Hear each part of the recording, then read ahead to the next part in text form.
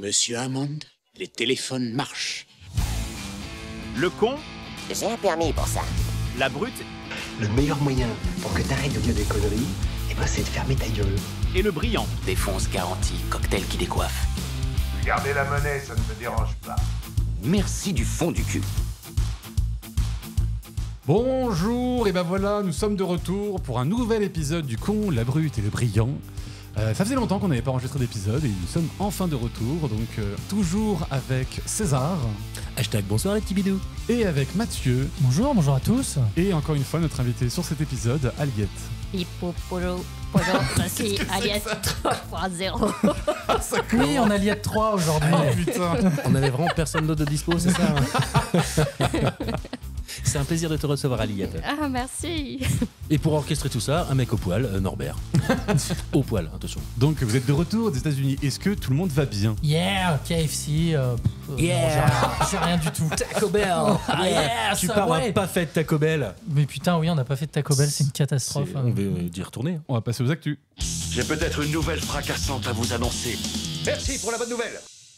Alors il s'est quand même passé pas mal de choses pendant que vous étiez partis, notamment le film Peaky Blinders, alors voilà, qui était en projet et tout. Là maintenant, le film a été acheté par Netflix. Alors déjà ça m'a pas, c'est pas une nouvelle qui me met en de bonne augure, comme on dit. Et ça te dérange, du coup, tu trouves que ce que Netflix fait avec les films, c'est pas toujours bon? Ah oui. Sans spolier trop un petit peu la suite du podcast. Non, mais je trouve que Netflix, généralement, quand ils reprennent une licence pour la faire, s'ils ont plus tendance à faire du fan service. Tout. Alors ceci dit, j'ai vu 2-3 infos sur le truc. Le scénario a l'air écrit. Oui. Enfin, c'est déjà bouclé, quoi. Donc Netflix, Ah, oui. ils peuvent pas trop abîmer le film, à mon avis. Je sais pas, vu que le projet avait déjà commencé en amont, il y a peut-être une chance que ça le fasse. Ouais, Donc, bon après. Et à côté, on a aussi Hunger Games. Alors là, je trouve ça assez marrant. En fait, c'est très étrange parce qu'on a à peine l'autrice des livres, Suzanne Collins, qui dit qu'elle va écrire un nouveau bouquin. Elle sortira donc l'année prochaine. Et t'as à peine cette annonce qui a été faite, qu'il y a Lionsgate qui a fait ouais, et ben le film qui sera l'adaptation du bouquin sortira fin 2025 aussi. Donc tu vois, c'est le livre va sortir, il va se passer à peine quelques mois. Oui, Et, ils vont surfer sur la hype du truc. Ouais, et puis c'est Lionsgate qui est le distributeur du film. Et Lionsgate, ils sont un petit peu dans la merde financièrement parce que là, il y a beaucoup de films qui ont sorti qui n'ont pas trop bien fonctionné. Et t'as vraiment l'impression qu'ils ont dit bon, bah vas-y, on lance ça parce que peut-être que ça peut raviver le cœur des fans. Ouais, en fait, c'est peut-être une licence qui marche bien. Après, je sais pas, le film qui est sorti avant, là, sur le soi-disant préquel. C'est un préquel. C'est un préquel, mais... ouais. Ça parle de la jeunesse du connard, là. Oh, Snow, jeunesse du président connard. Snow. Oui, voilà. Mais je sais pas si déjà ça a bien marché, donc je sais pas. Et puis, en fait, c'est comme toutes les grosses licences. T'as envie de dire, est-ce qu'après tout ce temps, les gens sont toujours hypés? Moi, plus du tout. Alors que j'étais très fan des livres et des films. Il est là le problème. En plus, Lionsgate, c'est eux qui ont lancé cette mode d'adaptation de les Young Adults. Parce qu'ils ont lancé donc Hunger Games et c'est Divergente. Et c'est eux qui ont lancé cette vague-là. Et c'est vrai que quand le préquel est arrivé, ça faisait je crois, presque 10 ans, même 10 ans que la saga était terminée. Oui, mais c'est parce que le livre est sorti juste avant, en fait. Ouais, mais du coup, le elle a public, écrit- t'as envie de dire, la hype, pour moi, elle est un peu passée. Et Oui, le mais- film, il a fonctionné sans faire un carton. Bah, c'est Voilà. compliqué à dire parce que le bouquin, lui, pour le coup, il a très bien fonctionné. Le préquel qu'elle a écrit derrière. Donc du coup, il pouvait s'attendre à avoir un public qui était au rendez-vous. Hunger Games, j'aime bien. Pourtant, je suis même pas allé voir le film. Donc du coup, ouais, il y a un espèce de truc où c'est peut-être un peu passé, mais en tout cas, les lecteurs, ils continuent à s'intéresser apparemment. Ouais, bah, moi que j'ai vu les résultats du box-office du dernier film, il fait qu'il a pas perdu d'argent, mais il en a pas non plus rapporté. Il en a pas plus rapporté. Je pense qu'il a été à l'équilibre, voilà, simplement. Ce qu'il faudrait voir, est-ce que l'autrice a travaillé déjà sur le préquel, là, sur Snow, et est-ce qu'elle vend juste des droits pour faire la prochaine adaptation, ou est-ce qu'elle va aussi mettre son nez un petit peu dans l'adaptation, dans le scénar et tout ça, ce qui pourrait à la rigueur être intéressant? Globalement, l'autrice, elle a pas beaucoup travaillé avec les Hunger Games. Alors le préquel, je sais pas, mais je sais qu'elle a laissé beaucoup de marge de manœuvre et de liberté au film. Elle s'est contentée de céder les droits en disant maintenant vous adaptez et tout, mais non, elle a pas été très partie prenante des projets de film. Donc sur celui-là, je sais pas. Après, c'est des bonnes. Alors, franchement, pour avoir vu et lu, du coup, je trouve que c'est des bonnes adaptations. Carrément, ouais. Peut-être aussi qu'elle se dit, bah moi, je laisse liberté à tout le monde, et d'un autre côté, eux, ils savent que le truc de base, c'est pas de la merde. Donc, Oui, mais tu peux en faire de la merde. Hein. oui, mais en fait, elle s'en fout parce qu'elle a cédé les droits. Mais eux, ils savent que ils prennent un truc qui vient de quelqu'un qui écrit quand même pas des trucs nuls. C'est j'aime pas comparer ça à ça, mais les 50 nuances de Grey, par exemple, je suis désolée, les bouquins, c'est de la merde. Ils ont fait des films de merde. Bon, ben voilà, quand tu pars sur une base qui est pourrie de base, Non, en plus, c'est marrant que tu cites 50 nuances degrés, parce que 50 nuances degrés, c'est un peu de notoriété publique que l'autrice a cassé les couilles sur le tournage, à dire non, on ne change pas un iota mon histoire. Ce qui fait que, par exemple, la réalisatrice du premier film, après, elle s'est barrée, elle a dit, mais plus jamais je veux retravailler avec cette meuf. En même quoi. temps, je comprends qu'elle soit fière de son scénario. Enfin, je veux dire, t'as pas envie d'y toucher, quoi. C'était Oui. tellement bien. Par exemple, tu vois, Harry Potter, même J.K. Rowling, elle a dit, bon, bah d'accord, je vous fais confiance, il y a une adaptation, il y a eu des libertés qui ont été prises sur le livre et elle les a plus ou moins acceptées. L'auteur a plus ou moins elle, apparemment, d'appui sur la production d'un film suivant ce qu'il a écrit avant ou quoi que ce soit. Si t'es un petit auteur pas connu et tout, jamais tu pourras revenir mettre ton nez dans un truc et on t'écoutera pas, quoi. Ou alors faut être vraiment casse-couille. Mais oui, bah pourquoi pas. On avait beaucoup parlé du film Argyle dans un épisode. On avait expliqué pas tout le mal, mais bon, on trouvait que c'était un film pas terrible, hein, je pense, on peut le dire. C'est ça. Oui, c'est un film pas terrible. Oui, voilà, c'est pas nul, mais c'était vraiment pas terrible. Ouais, et en tout cas, c'est le plus mauvais film de son réal pour l'instant. Et là, on a Matthew Vaughn qui a accordé un entretien à Variety, qui revient un peu sur les critiques qui s'est chopé et qui dit qu'il s'attendait pas à ce que le film soit autant descendu par la critique et qui dit qu'il comprenait tellement pas les critiques qu'il a fini par aller à l'abord des cinémas qui le diffusaient et à attendre que les gens sortent de la salle pour écouter ce qu'il disait. Il dit une phrase, il dit ok, on n'a pas fait Citizen Kane, mais bon, putain, certains, ils étaient au vitriol, quoi, tu vois. Donc, et moi, quand j'ai lu cette news et de lire je ne comprenais pas, je fais bah il y avait qu'à regarder ton film en fait. Moi je vois pas où il voit pas le problème. Parce qu'il a trop le nez dans son propre projet. Il y a souvent ça, oui. Et puis il est honnête avec sa démarche, quoi. Non, justement, je pense qu'il a des grosses pots de saucisson sur les yeux. Il est là, genre non mais c'est un chef-d'œuvre. Pourquoi les gens ne voient pas que j'ai fait un chef-d'œuvre? Non mais je sais pas, souvent, en fait moi quand j'ai vu ça, je l'avais dit à l'époque de l'enregistrement, je m'étais dit d'où vient le problème? Est-ce que c'est lui qui a fait de la merde? Est-ce que c'est les studios Apple, tu vois, qui l'ont forcé à aller dans une direction auquel il voulait pas aller? Là clairement quand tu lis ça, tu apprends que bah non en fait Apple l'a laissé faire. Je pense et pas il est pleinement responsable de l'échec de son film. Il aurait peut-être un peu plus craché du coup sur Apple. Ah oui, voilà, c'est ce que il aurait dit. Voilà, a priori, c'est vraiment ce qui l'emmerde, c'est que a priori, il comprend pas pourquoi la base qu'il a proposée ne plaît pas. Voilà. Après, j'ai envie de dire, c'est aussi assez ténu comme différence, parce que quand tu prends les autres films de Matthew Vaughn, notamment Kingsman, c'est vrai que moi j'ai souvenir que quand je voyais les bandes annonces de ce film, je dis mais ce film ça a l'air d'être une merde, je vais pas aller, et j'ai surkiffé. Sérieux ? Ils sont vraiment bien. Kingsman, t'as pas aimé? Si. Enfin, ça te bottait pas? En trailer, en bande-annonce, je voyais ça avait l'air d'être un peu n'importe quoi. C'était, tous ces ralentis, toute cette, les cascades un peu folles. J'étais pas forcément mon truc.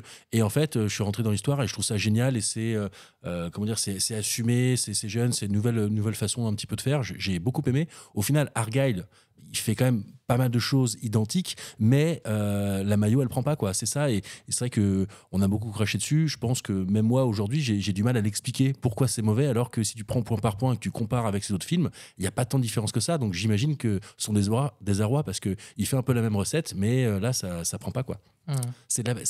Le film, c'est comme la pâtisserie, les macarons, à 30 secondes près, la cuisson, c'est raté, quoi. Voilà, il y avait 30 minutes de trop, malheureusement. 30 minutes, c'est gentil. Hein.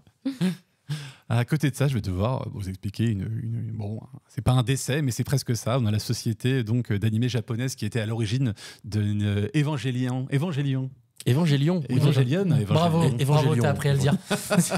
Donc la société d'anime Gainax qui vient de déposer le bilan. La boîte se ferme. Ouais. Et je l'ai appris là, donc c'était par Variety. Mais ils ont fait quoi d'autre que Evangelion? Principalement ça. Oui, Après, ils ont œuvré pour des séries, mais qui ont moins bien marché. Vraiment, leur fer de lance, c'est cette série.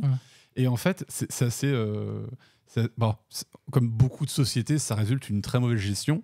Et en fait, ce qui est marrant, marrant entre guillemets, c'est qu'en fait, le PDG a été arrêté et condamné pour agression sexuelle sur mineurs. Et qu'en fait, là, donc, la direction, il y a dû avoir une direction temporaire qui s'est créée. Et à ce moment où cette direction s'est faite, ils se sont aperçus que le mec, il s'était endetté, il avait fait plein de démarches et d'emprunts chez plein de gars. Et ils ont fait on est dans la merde. En fait, il a dépensé sans compter, c'est ce que tu essaies de dire. C'est un peu ça.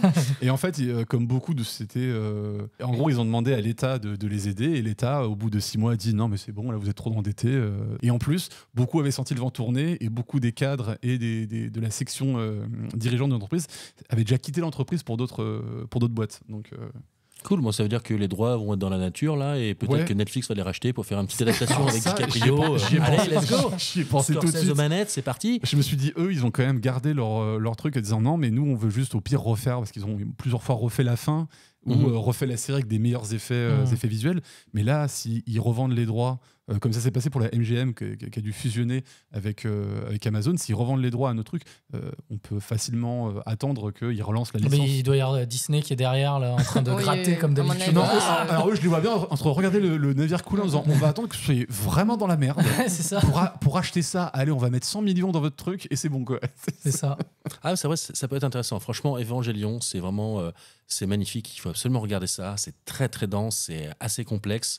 Et je pense que ça peut souffrir de simplification, ça peut souffrir de plein de choses. Donc ça peut être intéressant de le remettre un petit peu au goût du jour et d'en refaire quelque chose. Alors pas n'importe quoi bien sûr, mais je regarderai quoi qu'il arrive. Et pour finir notre tour d'actu, là c'est pareil, c'est une nouvelle qui me met pas vraiment en confiance pour l'avenir. C'est le PDG de Pixar qui a dit que lui, il commençait à en avoir marre des histoires originales et autobiographiques et tout, et qui voudrait pour l'avenir miser tout sur les suites.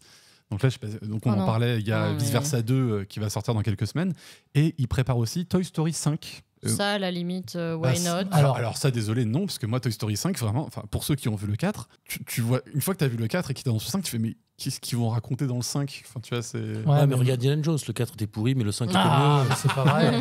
Et maintenant que je l'ai vu, je suis d'accord avec toi. C'est vrai. Mais voilà, mais je suis plus seul. Merci. Non, l'autre était pire. Non, merci. Moi, je trouve que après avoir vu le 5, j'ai dit, oh, finalement, le 4. Après, c'est comme tout, si c'est bien fait, peu importe. C'est vrai que de dire on arrête les scénarios originaux, oui, c'est quand même un petit peu fort de café, mais c'est pas parce que c'est une suite que c'est forcément mauvais. Non, mais on a eu la chance avec Mathieu de voir en avant-première mondiale un petit peu un trailer un petit peu étendu de Vice Versa 2. On a vu 10 minutes de Vice Versa 2. Ouais.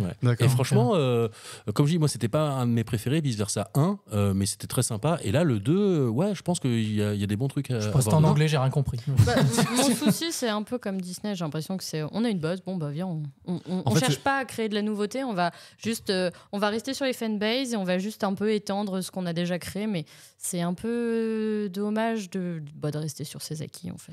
En fait, c'est pas tant les suites, forcément, les suites, on fait ce qu'on veut, mais c'est de tout miser dans sa stratégie commerciale et tout sur les suites, en disant, maintenant, là, sur les 2 prochains ou 3 prochaines années à venir, vas-y, on va faire que des suites. Tu vois, c'est plutôt ça, tu vois, qui me dérange. Après, pour moi, les vrais succès de Pixar, c'était les films...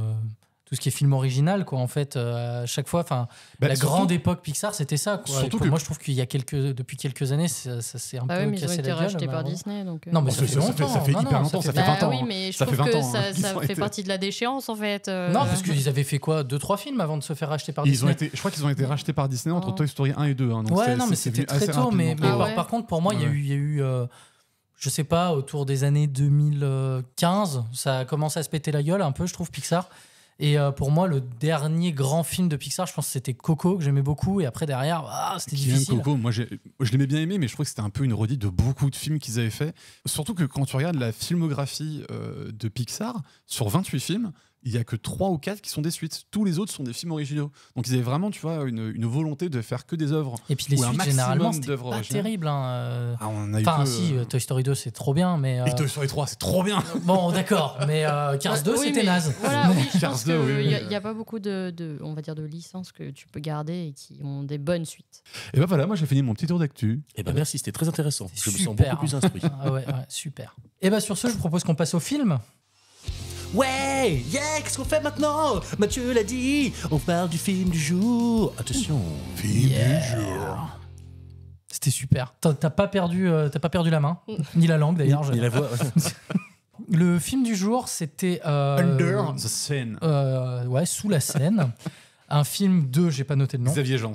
Ok, merci beaucoup. Tu le connais pas alors que pourtant il y a des choses à dire sur lui. Hein. Est-ce que quelqu'un veut nous résumer le film Oui, ou César, toi, moi je veux bien. Vas-y, je t'en prie. Ok, c'est Bérénice. L'histoire nous raconte. Il attendait que ça. L'histoire nous raconte l'histoire de Bérénice Bejo qui joue une meuf spécialiste des requins. J'ai pas trop compris son métier à part ça, mais une océanologue. Voilà, une spécialiste des requins et qui 3 mois après avoir perdu toute son équipe et son mari après une attaque d'un requin. Va se faire appeler par une activiste parce que ce même requin serait dans les eaux de la Seine. Eh ben, c'est simple, mais c'est pourtant ça. Alors, on va faire un petit tour de table en commençant peut-être par notre invité. Vas-y, dis-nous. Bon, j'ai pas aimé. Hein. Ça manque de tout, cruellement. tellement un petit peu avant on parlait de Netflix qui rachetait des trucs et on voyait pas où passer l'argent, bah clairement Ça manque de films, quoi. on est ouais non mais ça Il n'y a manque pas de de film dans ton film. ça manque de cohérence, ça manque de budget. Enfin non, on peut pas dire que ça manque de budget, c'est juste je sais pas où c'est parti à part peut-être dans les aides pour Louis Paris. Ça aussi, on va en reparler. Oui. Mais les acteurs jouent mal, le requin joue mal. Le requin joue mal. Très bien. Et alors personnellement, j'ai eu l'impression qu'il y avait des faux raccords et des scènes coupées en permanence. Et ça manque de logique et du coup c'est vraiment très dur de rester concentré. Bah moi, pareil, j'ai pas aimé, j'ai pas vraiment trouvé ça très terrible. Ce qui est vraiment dommage parce que Xavier Jean, c'est quelqu'un que j'aime et quand tu l'écoutes en masterclass, ce mec il est absolument brillant, j'aime bien sa manière de faire. J'avais vu son premier film Frontières, donc qui est un film je trouve éprouvant à voir, hein, c'est un film d'horreur qui est très sanglant quand même. Derrière il avait fait Hitman, bon il s'était fait largement niquer par les studios américains. Et celui-là je l'attendais un peu parce que je me disais Xavier Jean quand même il a vraiment son esprit et tout. Bon, force est de constater que en fait c'est un film qui a le cul entre deux chaises, on sait pas vraiment trop ce qu'il veut proposer, s'il veut proposer un pur film de spectacle ou un film avec une réflexion, c'est jamais vraiment ni l'un ni l'autre. Pareil, il faut savoir que ce film il a quand même coûté 20 millions d'euros. Je ne comprends pas où est passé l'argent de ce film. Ah, c'est Norbert, là, le comptable du. Ah, il est où l'argent ? Non, mais il y a des trucs que tu peux excuser quand tu vois un faible budget. Tu dis, bon, allez, ça, c'est pas grave. Ouais, mais est-ce qu'il n'y a pas le côté marketing dans ces 20 millions aussi ? Parce qu'il a été quand même bien marketé un peu partout. J'ai plus l'impression que tout ça est passé encore une fois dans les poches du casting. Et Bérénice Bejo, on en reparlera. Mais putain, mais qu'est-ce qu'elle joue mal alors que elle, c'est une meuf qui sait bien jouer, quoi, normalement. Oui. Elle sait jouer. Et là, qu'est-ce qu'elle cabotine tout le long ? Alors, moi, comme toi, Norbert, Xavier Jean, j'aime beaucoup. J'ai eu la chance de le rencontrer justement sur son tournage de Frontières. L'interview était génialissime. C'est un mec, c'est un passionné. Il a plein de trucs à dire. C'est un vrai geek. Il aime les films de série B, voire de série Z. Il aime bosser avec des petits budgets, faire des trucs de dingue. Frontières était un bon exemple. Et là, du coup, c'est vrai que j'ai envie de dire que j'ai bien aimé, mais c'est compliqué à dire, quoi. Oui, il a du mal à se trouver, ce film. Pour moi, c'est un nanar à gros budget, le truc antinomique au possible, parce que le nanar, c'est censé justement faire avec 3 francs 6 sous, essayer de se la jouer comme Hollywood. Là, il la joue comme Hollywood, mais il y a plein de moments où ça passe à côté. Il y a quand même un petit ton assez satirique derrière que j'aime bien. Il y a une présentation de cette grosse bête, de ce gros méchant requin qui n'est pas aussi académique qu'elle est dans la plupart des films de requins. Donc il y a quand même des points très positifs, j'ai envie de dire, mais c'est vrai que il souffre de beaucoup de lacunes. Après, ce qui est intéressant, c'est de voir à quel point il est mal reçu en France et à quel point il est bien reçu à l'étranger. Non, c'est vrai ? Ah oui, Variety a dit que c'était le meilleur film de requin mais depuis Les Dents de la Mer. Il y en a beaucoup qui disent mais c'est génial, enfin voilà, c'est un nouveau souffle. Je vois ce qu'ils disent par ça. C'est vrai qu'il y a plein de trucs assez sympas. Même si j'ai pas adoré, je dirais quand même regardez ça les cocos parce que ça vous laissera pas indifférent en tout cas. Quant à moi, j'ai pas passé un bon moment. T'as pas passé un bon moment. T'as vu, j'adapte. T'as pas passé un bon moment. T'as vu, Alors là, j'adapte. Non, c'était pas top. Ça m'a pas beaucoup intéressé globalement. C'est un film qui est là pour essayer de surfer sur l'actualité. On dirait que, enfin voilà quoi, ils se sont dit il va se passer un truc à Paris. On va faire un film là-dessus en piquant un peu à gauche à droite dans des sujets qui pourraient potentiellement, on va faire de l'écologie et puis on va faire du machin. Par l'écologie, alors ça tu comprends bien. Putain, il y a un moment, voilà. c'est bon, je pense qu'on a suffisamment compris. Et c'est pas naze, mais c'est pas intéressant en fait. Enfin, je sais pas, moi ça m'a pas passionné. J'ai autant regardé un National Geographic sur les requins, quoi. Voilà. Et ce sera peut-être même plus drôle. J'ai un peu les mêmes critiques. C'est étonnant de voir que ça joue pas bien, quoi. C'est fou quand même. Et en plus avec des acteurs qui normalement savent jouer, quoi. C'est ça, quoi, le pire. C'est sûr. Et puis bon, les effets spéciaux sont pas horribles, mais il y en a certains qui piquent un peu les yeux. Et il y a 2-3 fulgurances dans le film, mais elles sont trop rares en fait. Le problème avec les effets spéciaux, c'est qu'ils sont très inégaux pendant tout le film. Voilà. Il y a des plans. C'est ça. Il y a un plan que je vais citer qui, moi, m'a paru le plan le mieux fait. Bon, sans trop spoiler, on va dire c'est un plan où les personnages se rendent compte que la menace est plus grand que ce qu'ils pensaient. Ouais. Voilà. Ça, c'est un plan qui a beaucoup fonctionné avec moi, mais on a un autre où le requin qui sort de l'eau en chopant quelqu'un. Putain, c'est pas possible. Qui tape dans une embarcation. Alors celle-là est particulièrement ratée. En fait, dis-toi que quand ce plan est arrivé, j'ai rigolé en disant non mais là c'est Sharknado là, tu vois. Mais au moins on a vu un Sharknado, tu vois, c'est un film où dès le début on te dit ok, on se prend pas au sérieux, on fait n'importe quoi. Et alors que là, on commence sur une base assez sérieuse, quoi. C'est un film qui fait gros budget, qui veut se faire super sérieux, et au milieu, tu as des plans nanars qui peuvent être intéressants. Si tout le reste du film est comme ça, c'est pas un gros délire. En fait, c'est ça. Déjà, il y a un gros problème de ton. Tu vois, c'est sur quel ton on est? On est sur un truc sérieux sur les tons de la mer, ou on est sur, mais sur le registre second? C'est pas un ton, c'est un requin. On n'a rien compris. Ou on est sur un film style Sharknado, ou toi, où on est sur un pur film d'exploitation. Après, moi, ça me gêne pas d'être un petit peu entre les deux. Il avait envie d'avoir ces scènes de requins. Bon, bah, il les a. Il y a aussi des trucs où ils essayent de mettre un peu de logique et de te mettre des points d'ancrage sur lesquels tu pourrais te dire ah bah oui, ça c'est vrai. Et après, ils te les cassent. Et t'es là genre, bah oui, mais du coup, j'arrive pas à suivre la logique de votre film. Vous voulez être drôle, vous voulez être sérieux, vous voulez nous apprendre des vrais trucs sur les requins. En fait, non. Déjà, je trouve qu'il y a un gros souci dans comment on présente le requin et qu'est-ce qu'on fait pour mettre en scène le requin. Alors, c'est Rosalie, le requin. Il lui donne un nom? Non. Il a juste le nom d'une balise. C'est ma concoction. Mais elle a Lilith, le nom du requin. Elle a lu le livre. Donc, Non, mais moi je trouve qu'il y a un gros souci là parce que la première scène, on nous le présente, mais très, très vite, on a un plan pour nous le montrer. Voilà, il existe, il est là. Et après, on va faire comme les dents de la mer ou Jurassic Park, c'est-à-dire qu'on va nous montrer caché, tu vois, on voit juste son ombre et tout. Tu dis, oui, mais on l'a déjà vu, nous, le requin, donc à quoi ça sert maintenant de le cacher? C'est genre que dès la première scène, tu le montres, tu vois, déjà, il y a un souci là-dedans. Oui, mais tu sais pas où il est. Et moi, j'ai bien aimé justement cette présentation de requin parce que pour une fois, on n'est pas sur tout de suite, il y a un grand méchant requin qui est là. Le requin, il n'est pas un grand méchant. Il y a un petit drame qui se passe rapidement avec lui, mais au final, tu peux te demander, est-ce que c'est vraiment de sa faute? Est-ce que c'est pas les humains qui lui tournent autour, qui ont fait des trucs un petit peu.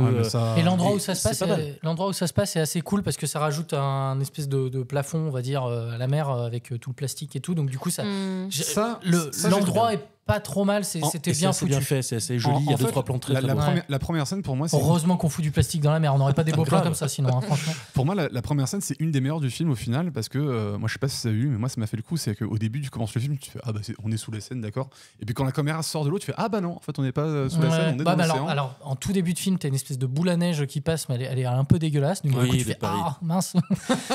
Et il y a une autre scène comme ça qui arrive en milieu de film dans les souterrains de Paris, qui fonctionne plutôt bien, mais vu que le personnage qui est dans l'eau est con, malheureusement, bon voilà, mais donc du coup, il y a une ou deux scènes comme ça, mais entre ça, c'est pas super intéressant, donc ouais. Le deuxième souci pour moi du film, c'est que je trouve qu'il y a un gros problème dans qu'est-ce qu'il veut faire avec les activistes, dans comment il nous présente les activistes et qu'est-ce qu'il en dit. J'ai l'impression, et c'est très bizarre que ça vienne de Xavier Gence, parce que Xavier Gence, pour ceux qui ne savent pas, il est hyper impliqué dans les activités écologistes. C'est un gars qui est quand même parrainé par Sea Shepherd et il passe plusieurs mois par an, tu vois, sur leur bateau. Donc ça me paraît bizarre, tu vois, que maintenant qu'ils présentent des écolos et qu'ils se foutent un peu de leur gueule dans son film en disant regardez, parce que c'est un peu l'image qu'ils donnent des écolos, quoi. Oui, mais j'ai trouvé ça plus malin quand même, au lieu de les présenter comme les sauveurs du monde et tout, d'amener de la nuance là-dedans. J'ai trouvé ça pas mal. Je trouve que de la nuance, moi je trouve que quand tu finis le film, t'es en mode les écolos c'est des gros cons. Hein. Non, ça dépend. Parce que l'actrice principale, elle est l'écolo, elle est la vraie bonne écolo qui fait bien. Et après, c'est les petits jeunes. C'est des petits jeunes qui veulent reprendre le flambeau, mais qui veulent reprendre un peu à leur manière, et qui écoutent pas, qui font un peu. Bérénice Bojo, c'est pas une activiste. Son personnage n'est pas une activiste. C'est pas une activiste, mais c'est une océanologue. Elle est là aussi pour. Elle défend aussi l'écosystème. Elle défend ça, quoi. C'est pour ça que moi j'avais l'impression que après le scénario n'a pas été écrit que par Xavier Gence. Il a aussi été écrit par un gars qui a fait La Horde, donc il est pas non plus très subtil ce gars. Mais j'ai l'impression que c'était lui qui avait amené ce truc-là, de dire les écolos sont des gros cons. Regardez, c'est eux qui foutent la merde en fait, et c'est eux qui rajoutent plein de problèmes dans les péripéties. D'ailleurs, je me suis demandé, tu vois, le lendemain que j'ai vu ça, je me suis dit, est-ce que c'est pas aussi, parce que ça m'étonne quand même beaucoup que Xavier Gence, même si un autre a écrit ça, qu'il le mette dans son film, et je me suis demandé si c'était pas aussi une des demandes de Netflix, tu vois, de mettre des personnages écologistes avec mettez-leur des cheveux colorés et tout, et eux ça les a tellement gavés qu'on leur impose ça, qu'ils se disent tu sais quoi, on va les mettre, mais ce sera les méchants, quoi, tu vois. Comparé aux méchants des politiques, où là tu vois vraiment que les gros méchants c'est les gros méchants. Oh putain, alors très très stéréotypé.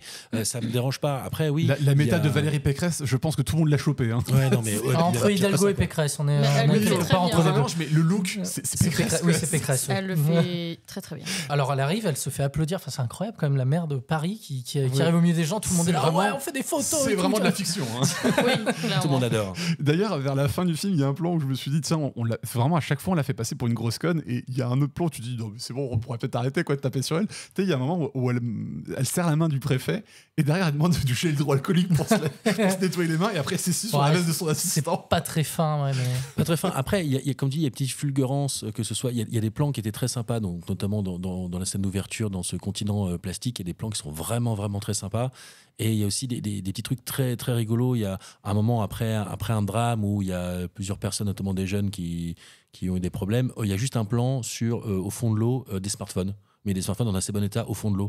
Et Ça, c'est c'est un truc, c'est tout bête, mais il y a ça. Il y a des plans à double focale, double lentille, où en fait, où tu as le premier plan qui est net, l'arrière-plan qui est net, et au milieu c'est flou, et qui donne du sens. Mais ça, c'est vraiment tellement sporadique. C'est ça. dommage. Et puis moi, j'ai trouvé que... alors, j'aimais bien parce que ça montrait des images qu'on n'a pas l'habitude de voir, enfin des angles de vue qu'on n'a pas l'habitude de voir de Paris, quoi. Parce qu'on est vraiment au niveau de la scène. Donc ça, je trouvais ça cool. Mais dans l'esthétique... c'est comme on a dit tout à l'heure, ça fait téléfilm en fait. Et donc il y a un vrai problème. Je sais pas si c'est la photo, c'est la photo. mais, le plan, un des premiers plans quand on est en journée et que Bérénice Bejo elle va voir les flics pour essayer de leur faire comprendre que le requin est dans la scène. Moi, tu es là, tu fais, mais on est l'impression de voir dans un truc, une série de TF1, quoi. C'est plat, quoi. Il manquait Mimi Mati. En plus, bon, hein. Le film, il est en 16/9, et tu te dis, mais c'est pourquoi ce format-là Enfin, tu comprends pas, quoi. Moi, ça me dérange pas, ça, parce qu'il y a un côté vraiment, on veut donner du réalisme. Je pense que là, c'est vraiment, on veut être du réalisme, on veut vraiment prouver, on veut faire croire aux gens que c'est possible. Déjà, parce que l'histoire essaie de raconter ça, dire qu'il y a déjà eu un cachalot et un beluga dans la Seine. C'est déjà arrivé, ouais. Bon. Donc là, ils surfent un peu là-dessus. Et je trouve que Paris aussi super bien incrusté, parce que c'est pas tout le temps où ils tournent à Paris. Oui, voilà, quand ils le font, c'est vachement bien fait. Je trouve que c'est bluffant. C'est pour ça que le budget il est parti là-bas. Et voilà, donc les fonds verts sont bien faits, mais après, donc comme on a dit, certains effets spéciaux de requins sont mal faits. Mais la photo, ouais, super réaliste. On a l'impression dans une série. Ça me dérange pas. Pour moi, il veut taper vraiment dans l'hyper réalisme. Après, ça dénote parce que oui, tu vas voir cette petite vision d'horreur, ces petits trucs nanardesques qui sont au milieu. Ça aurait pu être sympa, mais là encore, oui, tous les ingrédients, ça prend pas au final. C'est dommage. Mais je pense qu'il y a quand même des très bons trucs dans ce film. Ouais, puis même il y a une DA, on sait pas où elle veut aller, parce que par exemple, quand on découvre l'endroit où sont les activistes, où ils gèrent leurs trucs, toi, t'es en mode. Enfin, moi, quand j'ai eu ce truc-là, je me suis dit, mais attends, les activistes, en fait, c'est des fils de riches ou quoi? Parce que sinon, comment ils font pour. Non, mais ça peut être un squat. Et puis là, c'est pareil. Le squat de manoir. Super génial. On tape dans les clichés. C'est comme quand tu vas sur un film américain, si t'es à New York, faut que tu montres tout. Donc il y a limite des gens qui vont être dans le sous-sol de la Statue de la Liberté, tu vois. Là, c'est une carte postale de Paris. Il faut qu'on montre tout. Il y a des jolis bâtiments, il y a de l'ancien, il y a l'art déco. C'est pour ça que je t'ai dit, la DA, je ne comprends pas, parce que connaissant Xavier Jean, je sens que ce parti pris rentre dans une volonté de faire quelque chose avec ça. Mais vu qu'on ne sait pas où ça va. Qu'est-ce qui t'a choqué? C'est le fait de voir des activistes qui ont l'air d'avoir pris une douche, c'est ça? Non, mais attends, en fait, t'as l'impression de voir des activistes qui ont un espèce de 300 mètres carrés vachement bien, avec des projecteurs, plein d'écrans, un réseau de malades et tout. Tu te dis, mais attends, les activistes, normalement, ils ont pas de nom. Alors, c'est quoi? C'est des gosses de riches? Enfin, tu vois, on sait pas trop où ils veulent aller. T'as l'impression qu'il n'y a pas d'adultes. Ils ont tous 18 ans et ils savent tous super bien se débrouiller. Netflix, ça me oui, dérange pas mais trop. quand même, il y a un moment, il y a toujours un peu des figures de proue. Là, c'est vraiment, t'as l'impression que c'est les enfants de Peter Pan qui ont de la thune et qui veulent sauver les requins. Les enfants de Peter Pan. Non, mais sérieux, il manque vraiment juste la peau de bête sur la tronche de quelqu'un. Enfin. Non, puis il y a des plans aussi qui me dérangent parce qu'on sent vraiment qu'ils repompent des plans. Déjà, dans Jurassic Park ou autre, il y a ce plan où la meuf, elle regarde sa propre vidéo qui parle comme ça devant un projecteur. Tu fais, dans mes gars, arrête, quoi. Il a bien aimé Jurassic Park. Oui, voilà. Tout à son honneur. Je sais pas si vous avez vu Peur Bleue, mais ce plan où justement une activiste se fait choper par un requin, c'est le même plan exactement dans Peur Bleue. Donc t'as vraiment l'impression que des fois il a pas d'idée, il se contente de repêcher ça dans d'autres films. Ça m'a un peu dérangé, quoi. Vraiment, c'était soit la non-logique, soit le fait que genre t'es un plan, t'es sur un bateau, tu tournes la tête, t'es ailleurs. Il y avait vraiment plein de trucs comme ça qui m'ont fait hyper vite sortir du film. Par exemple, on va essayer on te fait des plans et des explications sur les paliers de décompression, qu'il faut bien descendre, qu'il faut faire ci, qu'il faut faire ça. La meuf, elle se fait tirer par un requin. On a l'impression qu'elle part au fin fond de l'océan. Elle remonte en 3 secondes. Les tympans, c'était bien respecté. Bon, après, elle nage très vite, faut dire. Elle saigne vite fait des tympans. Normalement, t'es morte. Et la seule conséquence qu'elle a, c'est excusez-moi, je saigne du nez à la 35e minute. Voilà. Oui, c'est vrai que ça, c'est dommage. Il aurait pu jouer sur un handicap. Voilà, mais en fait, il le fait jamais. D'ailleurs, il y a une autre scène un peu plus tard dans le film qui fait un peu le même principe. La personne, pareil, elle a pas de séquelles, tout va bien. Et en fait, c'est plein de trucs comme ça. En fait, ils vont tout au long du film te proposer des trucs en disant les requins, c'est comme si, les requins, ça devrait pas faire ça. On te montre des trucs qui sont complètement contraires. Les activistes, ils disent c'est comme si, c'est comme ça. Viens, on fait le contraire. Enfin, et il y a un moment, tu sais plus sur quel pied danser. T'es là, genre. bon, je veux bien essayer de m'immiscer dans le film et de comprendre la logique du film. En fait, vous faites tout pour que je comprenne pas, donc c'est un peu En fait, énervant. surtout, on comprend l'idée assez rapidement de ce qu'il veut dire avec ce film, c'est-à-dire qu'il veut dire que même si on croit que les problèmes écologiques sont loin de nous, il y a un moment, ils vont forcément nous arriver en pleine gueule. Oui, mais moi j'ai trouvé Mais qu'il ça, il mettait une grosse claque c'est un aux message écolos. qu'on a compris. En fait, c'est le principe du film. C'est le principe de dire le requin qui se ramène dans les eaux de la Seine, ça ramène cette idée-là. Et en fait, on a l'impression qu'il veut marteler cette idée-là. Et des fois, tu te dis, mais il nous prend pour des cons, en fait, ou quoi là. On a compris, tu vois, où tu voulais aller. C'est pas tout le monde qui comprend ça, et c'est bien de le faire comprendre à l'international, de mettre ça au cœur de Paris, qui est pas forcément la première ville écologique de France. Oui, mais la manière de l'amener, c'est au forceps, quoi. Enfin, moi, je me souviens. Et d'ailleurs, je sais pas si vous avez vu, mais en fait, il veut faire une suite à ce film. Ah bon? Oui. Mais c'est pas. Donc c'est pas impossible. La fin est censée, bon, pour ceux qui l'ont vu, ils comprendront, mais la fin, elle est là pour lancer une suite. D'accord. Bah pourquoi en tout cas, la fin, moi, fait partie des points forts. Je me suis fait cueillir un peu par la fin. Vois, C'était un peu. Il y a un moment, t'es genre, c'est un peu n'importe quoi, et à la fin, t'es c'est n'importe quoi, mais c'est rigolo. Alors, moitié-moitié. Moi, je trouve que ça pète pas assez. Oui. Alors, l'idée d'avoir des bombes qui créent de l'eau, visiblement un peu débile. Par contre, en gros, j'avais peur qu'ils partent dans une direction en résolvant tout magiquement et tout. Et là où ça va, je trouve ça très bien. Non, parce que, moi, je l'ai compris vite parce que je me suis dit, vu ce qu'il veut faire comme message, il peut pas arriver à la fin du film en disant, oui, mais finalement, on règle les choses comme ça. Oui, mais ça aurait pu être le cas. Enfin, tu vois, parce que quand tu fais un film écolo, le but du coup, là il est peut-être contradictoire avec son propos, c'est de montrer que des actions écolo peuvent être bénéfiques, tu vois, et d'essayer de porter un message d'espoir et de dire, et en fait il va pas dans ce sens-là. Et en plus, putain, mais les acteurs, on sait que c'est des bons acteurs. Bérénice Bejo, on l'a vu dans The Artist, on l'a vu dans OSS 117, elle sait bien jouer. Là des fois, elle fait oh là là, c'est vraiment pas bien. C'est dramatique. Il aurait pu avoir un mec avec la pancarte et son texte derrière qui était wouh. Et ils ont essayé de faire des bullies à l'américaine, sauf que là on est dans un film français et tu te dis, mais aucun français, genre les petits gamins qui font c'est vrai que toute votre équipe et ton mari il est mort. Alors ça, tu vois, c'est un autre point que j'avais noté. Je sais pas si c'est parce que c'est Netflix qui est derrière, mais il y a un espèce de goût de film américain bizarre, tu sais, où les flics entre eux ils font ils se tapent sur l'épaule, vas-y, puis tu sais, genre ils se parlent pas, ils se font juste un signe, et il y a ce truc là, oui, forcément, de regardez la honte, ses parents, enfin ses potes ils sont morts, machin. Il y a des espèces de gimmicks de films américains dans les façons de se parler, c'est assez bizarre. Je sais parce pas que tu dis dans une direction d'acteur, si tu veux que tes personnages, tes enfants disent ça, ils le disent plutôt en mode interrogatif, en mode c'est vrai que votre équipe elle est morte, alors qu'ils sont dans le mode foutage de gueule. C'est vrai qu'elle est morte.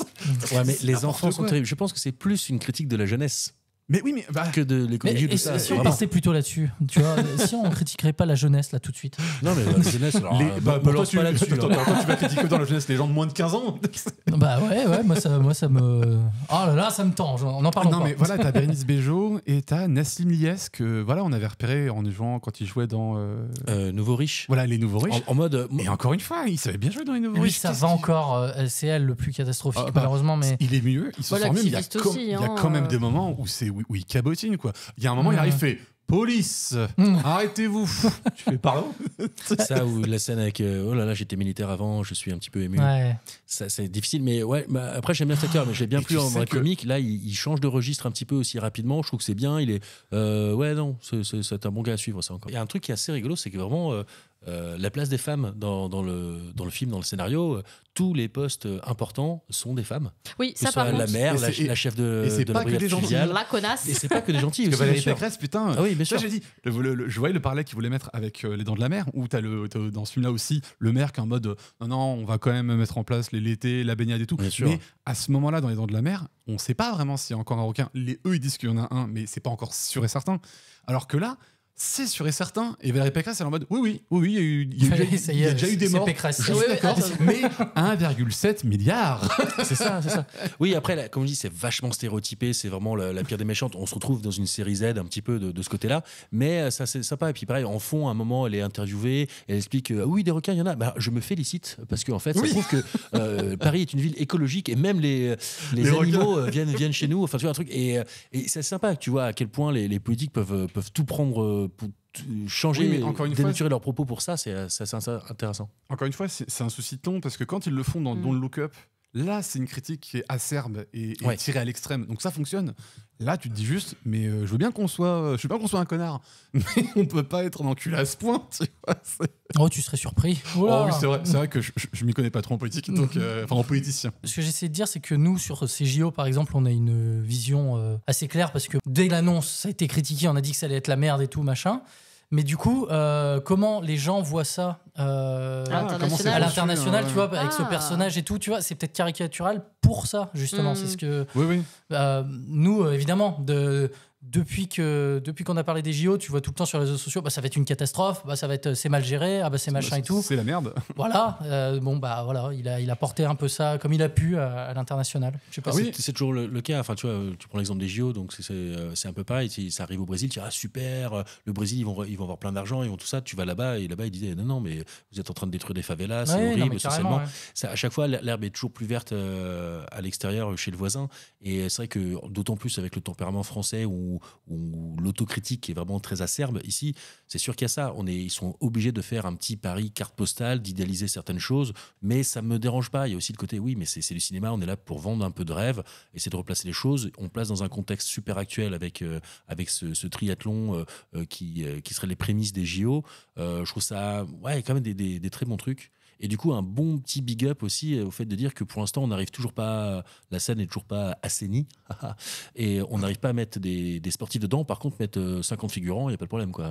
Oui, mais alors du coup, justement, je me suis posé la Oui, question moi aussi. qui est-ce qui a été tourné dans la scène et Oui, qui est-ce qui n'a pas été tourné? Parce que du exactement. coup, Alors ça, je sais pas. tu vois, par exemple, c'était tourné à Alicante, c'était tourné en Espagne, ça. c'est vrai. Ouais. Parce que tu vois, il y a un plan où tu les vois vers l'île de la Cité, là, vers Notre-Dame, c'est ça? Ouais. Et je me suis fait réflexion, putain, c'est bien foutu. Est-ce qu'ils y sont vraiment? Non, c'est des incrustes. Et bah, franchement, super bien fait. Ça, pas par mal, contre, hein. ouais. Ah non, Alors c'est là, super pour bien le fait. coup, Faut savoir je veux bien lever mon Tourner chapeau. à Paris, c'est une vraie merde et ça coûte un giga de pognon. Oui, non, mais Donc c'est à pour mon ça. avis, eux, ils vont faire tout pour l'éviter. non mais c'est pour ça. Et je me suis dit, putain, bravo, bien joué. Tu vois quand même des spots un peu spécifiques de Paris où Mm. quand t'es un peu touriste, forcément, t'as déjà dû passer un peu par là. Pour conclure, moi, c'est un truc c'est quand même un film qui me fait beaucoup de mal parce que Gavin Gens, je vois qu'il a quand même faire des plans très iconiques, comme par exemple voilà, ce plan où la menace est plus grande que ce qu'ils avaient pensé, ou le plan quand Bérénice Bejo au début du film sort de l'eau, qui est quand même un plan où on nous fait genre, en fait, le requin, c'est aussi un peu elle, tu vois, avec ses dents, le sang qui sort de sa bouche au ralenti et tout.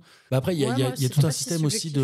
ils ont fait un peu une machine à laver sous l'eau, Oui. où Oui. ils tourné la caméra en même ouais. temps que les Ouais, acteurs. ouais, ouais. Ça, c'est donner pas un mal. petit- Ça, c'était aussi très, très Donc on intéressant. voit qu'il a des idées très visuelles, mais putain, encore une fois, c'est qu'est-ce qui s'est passé sur ce film, tu vois, c'était, la merde, elle vient d'où? Bah, c'est peut-être Netflix encore qui a broyé le projet. Je sais Pour pas, moi, mais- c'est que les incrustes 3D du requin. Il aurait dû être un petit peu soit assumé, passer de nanar, et puis on assume, on met que du truc comme ça et on en rajoute 3 tonnes. Soit justement tu les enlèves et le reste du temps, je dis, les incrustes sont bien faites. L'animatronique, il est super bien fait, c'est bluffant. Donc c'est ça qui est un peu dommage. Mais pour moi, ça vient de là. Ouais. Moi, quand je regarde les films Netflix, et c'est encore le cas avec celui-là, c'est que je me dis, bah voilà, c'est en regardant ce genre de truc qu'on voit l'importance d'un producteur dans une œuvre. Parce que voilà, il est là pour mettre du liant, il est là pour dire, le film il s'adresse à qui? Il est là pour donner vraiment toute la DA, elle vient principalement du producteur. Pour dire le film s'adresse à qui, il est dans quel ton, il est sous quelle forme. Et là, je trouve que comme le film essaie de faire à la fois du fun, du sérieux, des images, bah voilà, parce que il y a des images qui sont pas du tout contrastées. On a l'impression d'être dans une série TF1, et il y a des fois des plans dans l'eau, dans le plan final qui est sous l'eau, où il y a des plans sous l'eau où il y a une belle photographie pour le coup avec des jeux de lumière rouge et bleu. Et tu te dis ah putain, mais pourquoi il y a pas ça tout le temps quoi? C'est dommage. Dommage, ça sera C'est le. dommage, mais regardez quand même, faites-vous un avis, ne pensez pas, n'écoutez pas que 3 couillons et une invitée. Bah, moi, j'allais conclure en disant s'ils ont besoin de se débarrasser d'un requin, ils peuvent aussi attendre le 23 juin avec le fameux hashtag je chie dans la Seine. Besoin de Mais rien c'est- faire, juste c'est- de faire caca. Mais c'est pas pour se débarrasser du même requin. C'est ça. Oui, ce sont pas Non, les mêmes moi- requins qui vont se baigner Ceux qui ce jour-là. conseillent de chier à Rouen en espérant que ça va Exactement. remonter Voilà, contre le courant. Non, mais il y a quand même des mecs, je tiens à Ou préciser qu'il chier y a en des abord gens, de la scène voilà. pour que 2-3 heures plus tard, ça Il y a des arrive, gens c'est qui ça. se sont mis. Il y a un événement Facebook qui s'est Mais créé, il y a oui. 3000 personnes qui sont inscrites. T'as des gens qui se sont ligués pour calculer la vitesse de leur caca dans le cours de la Seine pour que ce soit là le jour J. C'est Ça pas nous fait merveilleux. enfin une bonne raison de manger un Taco Bell. Et non, moi, en film de requin, qui est pas très connu et que moi je trouve ça excellent, c'est un gros nanar, mais moi je l'aime bien, c'est Ghost Shark. C'est l'histoire d'un requin au début du film qui se fait tuer à côté d'incantations Maya. Et du Ça commence bien. Et du coup, ça devient un requin fantôme qui peut apparaître à chaque fois qu'il y a de l'eau. Donc, t'en doutes, par exemple, il y a une scène où un gars qui est aux toilettes se fait bouffer par le requin. D'accord. Ah, pas mal. Sympa. Ça pourrait presque être le thème d'une bucket list, Moi, film de requin. Une fois, j'étais dans un train, j'allais à un festival, je tombais à côté d'un mec qui se prend je suis producteur et tout, je fais plein de films. En ce moment, sur les films de requins, on adore. J'ai fait, je sais plus, genre Gigant Shark versus Tank Nado, enfin, je sais pas, bref, n'importe quoi. Il dit mon prochain truc, c'est l'histoire, c'est un scientifique, il a réussi à miniaturiser des requins blancs. Et du coup, il y a plein de gens qui les achètent chez eux, mais il y a un problème à New York, il y a une grosse tempête, et du coup, plein de petits requins vont dans les canalisations et du coup remontent par la douche, par les toilettes et tout ça, et tout le monde se fait bouffer. Waouh! C'est ça le cinéma maintenant. Waouh, ça fait mal, hein. Bah voilà, je crois qu'on a fait le tour. L'avis global est que c'est génial, vraiment. Allez le voir. Bien. Et ben, si plus personne n'a rien à dire sur ce film, on va pouvoir passer à la bucket list. Cette liste, c'est le bien absolu. Cette liste, c'est la vie. Le choix. Le problème, c'est le choix. Et donc aujourd'hui, notre thème, c'est film pour un premier date. Donc, je crois que c'est moi qui ai eu l'idée de ce truc-là en plus. Bah, c'est super, j'ai pas eu du mal à trouver, merci. Qui veut commencer? Bon, on va dans notre invité, Aliette. Eh ben, écoutez, moi j'en ai un, mais c'est un peu une Déjà, une évidence. qu'est-ce qu'on définit par film pour un premier date? Qu'est-ce qu'on définit comme un date? Moi, à partir du moment où elle me dit bonjour, c'est un date, d'accord? Non, je pense que un film de date, ce serait soit un film qui est vraiment dans l'ambiance un peu love, un peu on va préparer le rendez-vous, soit ce serait plutôt un film qui te met dans une bonne ambiance, voilà, pas un truc qui te fait peur, plutôt pour être un peu détendu, on rigole, voilà. Donc dans les trucs love, bon, j'ai Hitch, mais pour moi c'est un classique, je pense que presque tout le monde l'a vu, donc j'ai pas forcément envie de le pitcher. Et par contre, dans les nouveautés que j'ai vues récemment, moi, je suis très fan des films de Noël et je suis capable de regarder plein de merde. Sur Netflix, dernièrement, il y avait Holiday, qui est pas si nul. Ah putain, je crois que je l'ai vu. Et je l'ai trouvé plutôt sympathique, plutôt rafraîchissant. Sur Netflix ? C'est à mon avis, tout est dans le titre. Mais bon, une fille et un gars qui se rencontrent en gros au Nouvel An. Ils sont célibataires tous les deux et ça les fait chier parce qu'après, à chaque fois, les familles, tout le monde dit « Ah, mais t'as pas de copain !» Il y a Emma Roberts dedans. Oui. Oh putain, mais oui, je l'ai vu. Et moi, j'ai trouvé sympa parce qu'en gros, du coup, à chaque fois, ils se voient pour les événements familiaux et ils le ramènent en mode c'est mon mec, c'est ma meuf, alors qu'ils sortent pas vraiment ensemble. Ouais, mais c'est juste pour que leur famille les fasse pas chier. Voilà, et en fait, des fils en aiguille, forcément, il va se passer des trucs. Et j'avais trouvé que c'était plutôt sympathique. D'accord. Très bien. Vous avez pas l'air de cet avis. Non. Alors moi, je l'ai vu Holiday. Le seul souvenir que je garde, mais c'est pas de la neige, ça, c'est du polystyrène. C'est le seul truc qui me reste. Moi, je me suis dit que pour commencer, ce qui serait bien, ça serait une comédie. Pour savoir si la personne est drôle, tu vois. Et donc, du coup, pour moi, dans les comédies, il y a deux trucs qui sont très parlants. Soit La Cité de la Peur, soit Astérix Mission Cléopâtre. Je trouve que c'est un très bon film de début, parce que comme ça, si la personne n'est pas drôle, c'est mort, tu vois. Au moins. En plus, tu prends pas beaucoup de risques, parce que globalement, c'est des films qui sont très très appréciés. Il y a des gens à qui ça parle pas du tout. Je crois qu'Aliette, ça lui parle pas, La Cité de la Peur. Hein. Je ne ris pas, mais je connais. Oui, mais ça te parle pas. Mais du coup, alors t'arrêterais un date avec moi juste parce que je ris pas à ce putain de film? Exactement. Et ben voilà, parfait. Passons à la suite. non, mais voilà, je me suis dit peut-être commencer par un film censé être drôle pour savoir si la personne est naze. C'est très bien. Après, tu peux aussi montrer qu'est-ce qu'on a fait au bon Dieu. Comme ça, tu sais tout de suite aussi. Enfin, c'est qui tu vas sortir, ouais, grave. Tu mets en mode troll pour savoir si la personne dit ça c'est un bon film, ça. Tu fais voilà, c'est ça. Ils ont bien raison. Hein. Donc pour commencer, une comédie. Voilà. Point. Là, je suis assez d'accord. Après, il y a le côté, moi, qui me dit, enfin, oui, une comédie, mais après, si tout le monde a déjà vu, il y a le côté aussi un peu. Faut faire découvrir. Voilà, tu vois, genre, si tu proposes, j'ai une petite perle pour toi, et ça. J'ai pas marqué.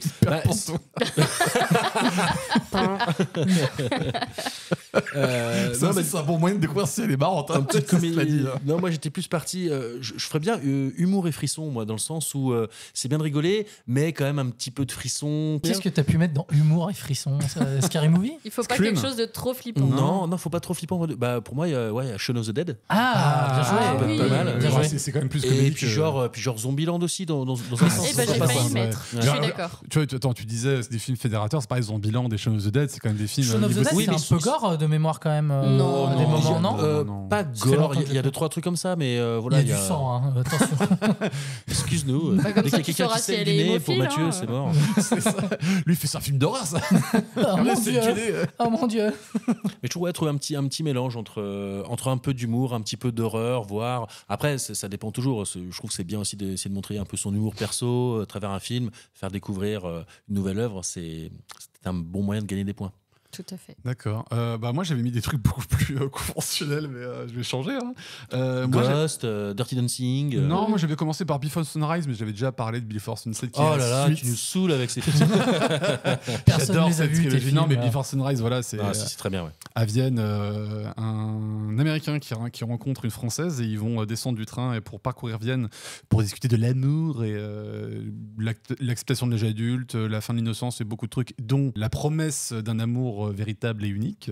Mais je vais aussi vous parler du film Play avec Max Boublil qui nous raconte... Oh punaise. Ouais, voilà. Et le pire, c'est que c'est réalisé par le gars qui, avant ce film-là, avant le film Play, avait réalisé La véritable histoire de Robin des Bois, qui était un film que je trouve monstrueux à plusieurs égards. Vraiment, c'est une daube infinie. Mais ce film-là nous raconte... en fait, c'est Max Boublil qui joue un gars qui arrive à un tournant de sa vie à 30-35 ans et pour comprendre comment il en est arrivé là et qu'est-ce qu'il faut faire, il décide de revisionner toutes les cassettes qu'il a fait parce qu'en fait, en étant adolescent, non, je crois même avant, je crois que vers ses 7-8 ans, on lui a offert un caméscope et en fait, il a commencé à filmer toute sa life et il va revisionner toutes les bandes de sa vie. Donc, ça commence vers ses 7 ans et ça s'arrête vers ses 33-34 ans. Et franchement, j'ai commencé à mater ce film en disant ce film a l'air pas terrible et vu le réal, à mon avis, c'est une grosse merde. Et c'était vraiment bien. Je trouve que dans ce film-là, il y a un rapport aux générations qui est quand même pas mal montré. Il y a une bande-son, mais vraiment, quand chaque musique commence, tu te remets dans l'époque, tu vois, du moment. Et chaque époque est bien traitée et ça nous raconte une histoire d'amour sur 25 ans. Donc c'est vraiment pas mal à regarder. C'est un film qui a été complètement bidé, mais que je trouve vraiment pas mal. Donc ce sera ma première reco. Bravo. Moi, pour la suite, je sais plus si on l'avait déjà cité ici, il y a Soyez sympa, rembobiné à Non, voir. je crois pas. Non. Évidemment, en Big Eye VO, Rewind. qui De est Michel Gondry. Tout à fait. très drôle, je trouve. Donc, on rejoint le côté humour, comédie, tout ça. Mais je trouve aussi que c'est un film qui a beaucoup de cœur. En gros, c'est deux copains qui bossent dans une sorte de vidéocassette. C'est même un vidéoclub. Vidéothèque. Et Ouais. une vidéothèque. Et en fait, il y a, je crois, un soir, il y a un coup d'éclair ou il y a un événement qui fait que, en gros, toutes les cassettes s'effacent. Ouais. Et pour que, en fait, du coup, ils puissent conserver la vidéothèque ou enfin l'endroit où ils louent les cassettes, ils vont retourner absolument tous les films avec zéro budget. Et c'est hilarant. C'est hyper chou. Il y a vraiment des musiques très sympas. Et en fait, tu te rends compte que le but, c'est de faire aussi vivre leur quartier. Parce que je crois qu'ils sont dans Harlem ou un truc du genre, non ? Je sais plus. Plus Je trop crois où que ils tu l'as sont, vu. non. Et je trouve que c'est un film qui a énormément de cœur et j'ai l'impression qu'il n'y a pas beaucoup de monde qui l'a vu et il est très mignon. Mais... Enfin, ouais, il déborde d'amour, je sais pas. Donc je pense que si tu Ouais, le montres j'aime à beaucoup ce quelqu'un, film. au moins tu sais s'il a une âme. C'est la good vibe. Surtout, on voit que c'est un film qui essaie de rendre hommage à tous ces cinéastes en herbe ou d'enfants qui ont essayé de refaire les films chez eux, tu sais, avec zéro budget, avec des bouts de carton et tout. Puis les acteurs ils sont super. Moi, Jack Black, il y a Jack Black qui descend d'un truc où il est censé faire Jackie Chan et il fait Forget the bamboo. Moi, j'en peux plus de ce truc. Enfin, ça me fait trop rire. Donc très drôle, très drôle. Et du coup, je vais réagencer un peu mes films. Parce que je voulais parler d'Eternal Sunshine of the Spotless Mind parce que de Michel Gondry aussi. Alors du coup, c'est pas good mood. Hein. C'est pas du tout good mood.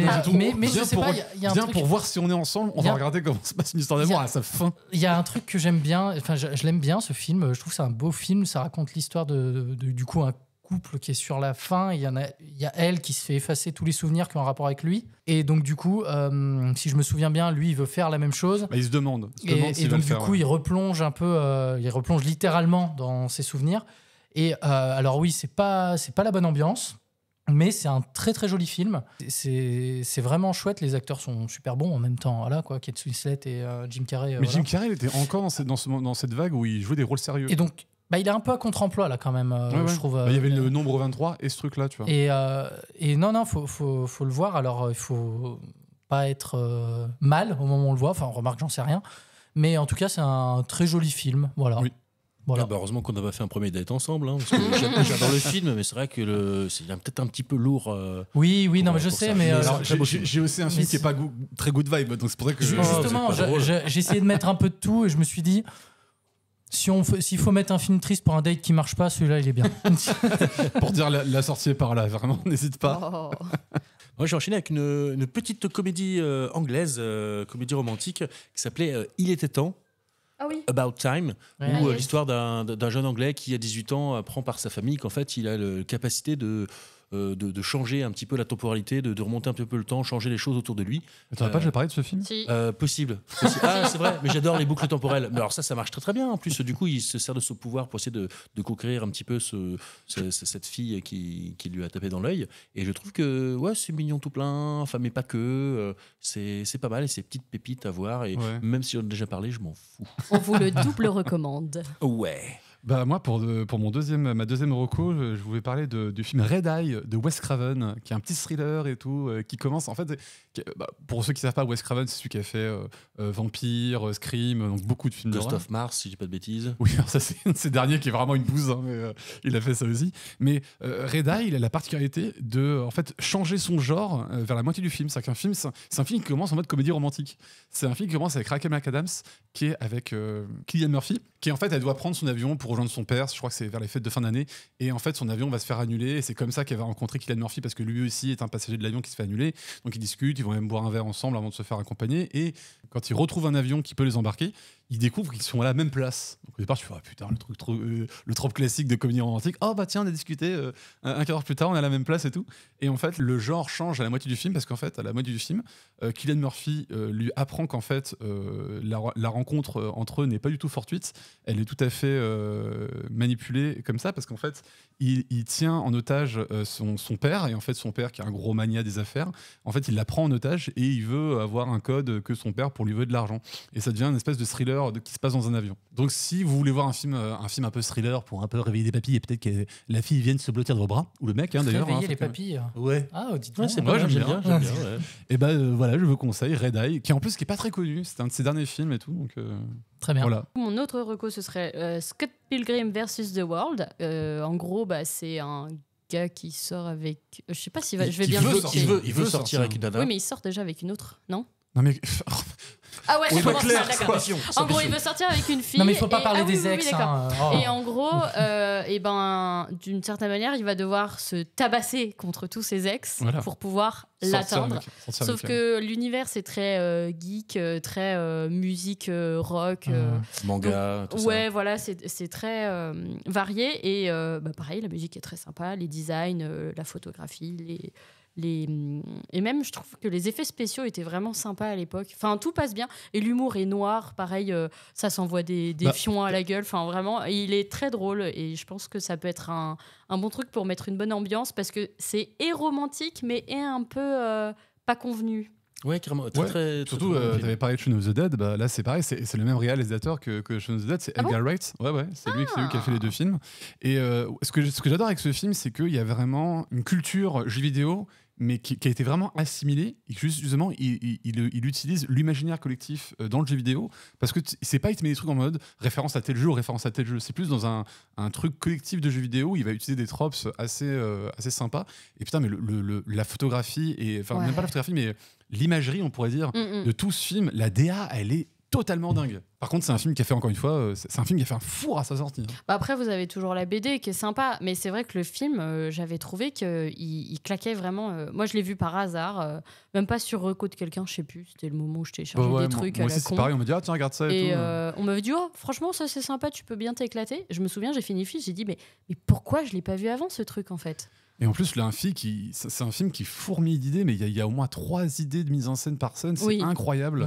C'est Que ce soit non-stop. des moyens de censurer l'insulte en mettant une barre noire et en faisant un bip bip, c'est un peu à la MTV, ou d'autres choses, ou le split screen de BD. En fait, on a l'impression de regarder une BD, quoi. C'est Oui, il y a un vraiment peu de bien ça. foutu. Ouais. Alors, je vais vous parler d'un film que. Alors, je ne l'ai pas vu depuis des années, donc je ne. Mais un film, je ne l'ai pas vu. Non, je Mais n'ai il a pas- l'air très bien. Je ne vous promets pas sa qualité si je le revoyais, mais j'aimais beaucoup à l'époque. C'est- Ah non, ah bah pardon. C'est faut attendre. Ah, ici. Attention, non, j'aimais beaucoup, c'est peut-être un bien grand mot. Je me dédouane déjà. Ouais, c'est clair, là je sens que t'es pas chaud là. Upside Down. Oh, c'est vraiment le film métado boutonneux. Ouais, je suis bien d'accord. C'est niais, c'est niais. Je mets en veto. Alors là, J'adore quand je trouve un film qui fait ça. C'est bien. Parce la qu'en fait, les bande-annonce riches. et l'affiche m'ont fait ah ouais, c'est trop bien. Je suis allé voir ce film, je suis what the fuck. Alors, Mais en fait, pareil, il est alors, pareil. En fait, les riches, ils sont faudrait en qu'on haut et les sache- pauvres, ils sont en bas. Il faudrait leur couper la parole. Il faut qu'on sache de quoi on parle. Donc du coup, c'est un film qui raconte l'histoire de Adam et de Eden. Sur lutte des classes, Et, attention si vous l'avez pas vu. Ils n'auront pas besoin de changer qui d'initiale. sont joués par Jim Sturgess et Kristen Dunst. Kirsten Dunst. voilà, c'est ça. Il y a aussi Croutard de Harry Potter dedans. et en gros, bon, le principe, c'est qu'il y a deux planètes qui sont l'une à côté de l'autre. Et donc qui ont chacune leur gravité, et tout ce qui vient d'une planète garde la gravité de cette planète-là, quoi. Et donc du coup, quelqu'un de la planète d'en haut rencontre Adam rencontre Eden, et donc du coup ils s'aiment, mais sauf que c'est interdit. Et donc un élément va faire qu'il y en a un des deux qui va perdre la mémoire, et donc des années après ils vont se retrouver, et puis après ils vont essayer de Et donc du coup je trouvais ça plutôt cool. Ça se voit que tu l'as pas revu, hein. Tu l'as vu trop jeune. Je l'ai hein. pas vu depuis longtemps. C'est sorti il y a 10 ans, je l'ai peut-être pas vu depuis 10 ans. Non, c'est pas sorti il y a 10 ans, c'est sorti il y a bien plus que ça. Je pense que c'était avant que ton goût ne soit Il y a 12 ans. développé. Il y a bien plus longtemps, voyons. Ah bah 2 ans de plus. et donc du coup, je me souviens que visuellement c'était pas top, mais pas si mal. Visuellement ça va. Et que bon, l'histoire elle est un peu con, mais pour apprendre c'est quoi le fait d'avoir des riches et des pauvres, c'est très pratique parce que ça y va, c'est pas tôt. C'est vraiment la lutte des classes chez les bisounours. Ouais, c'est vraiment niveau zéro.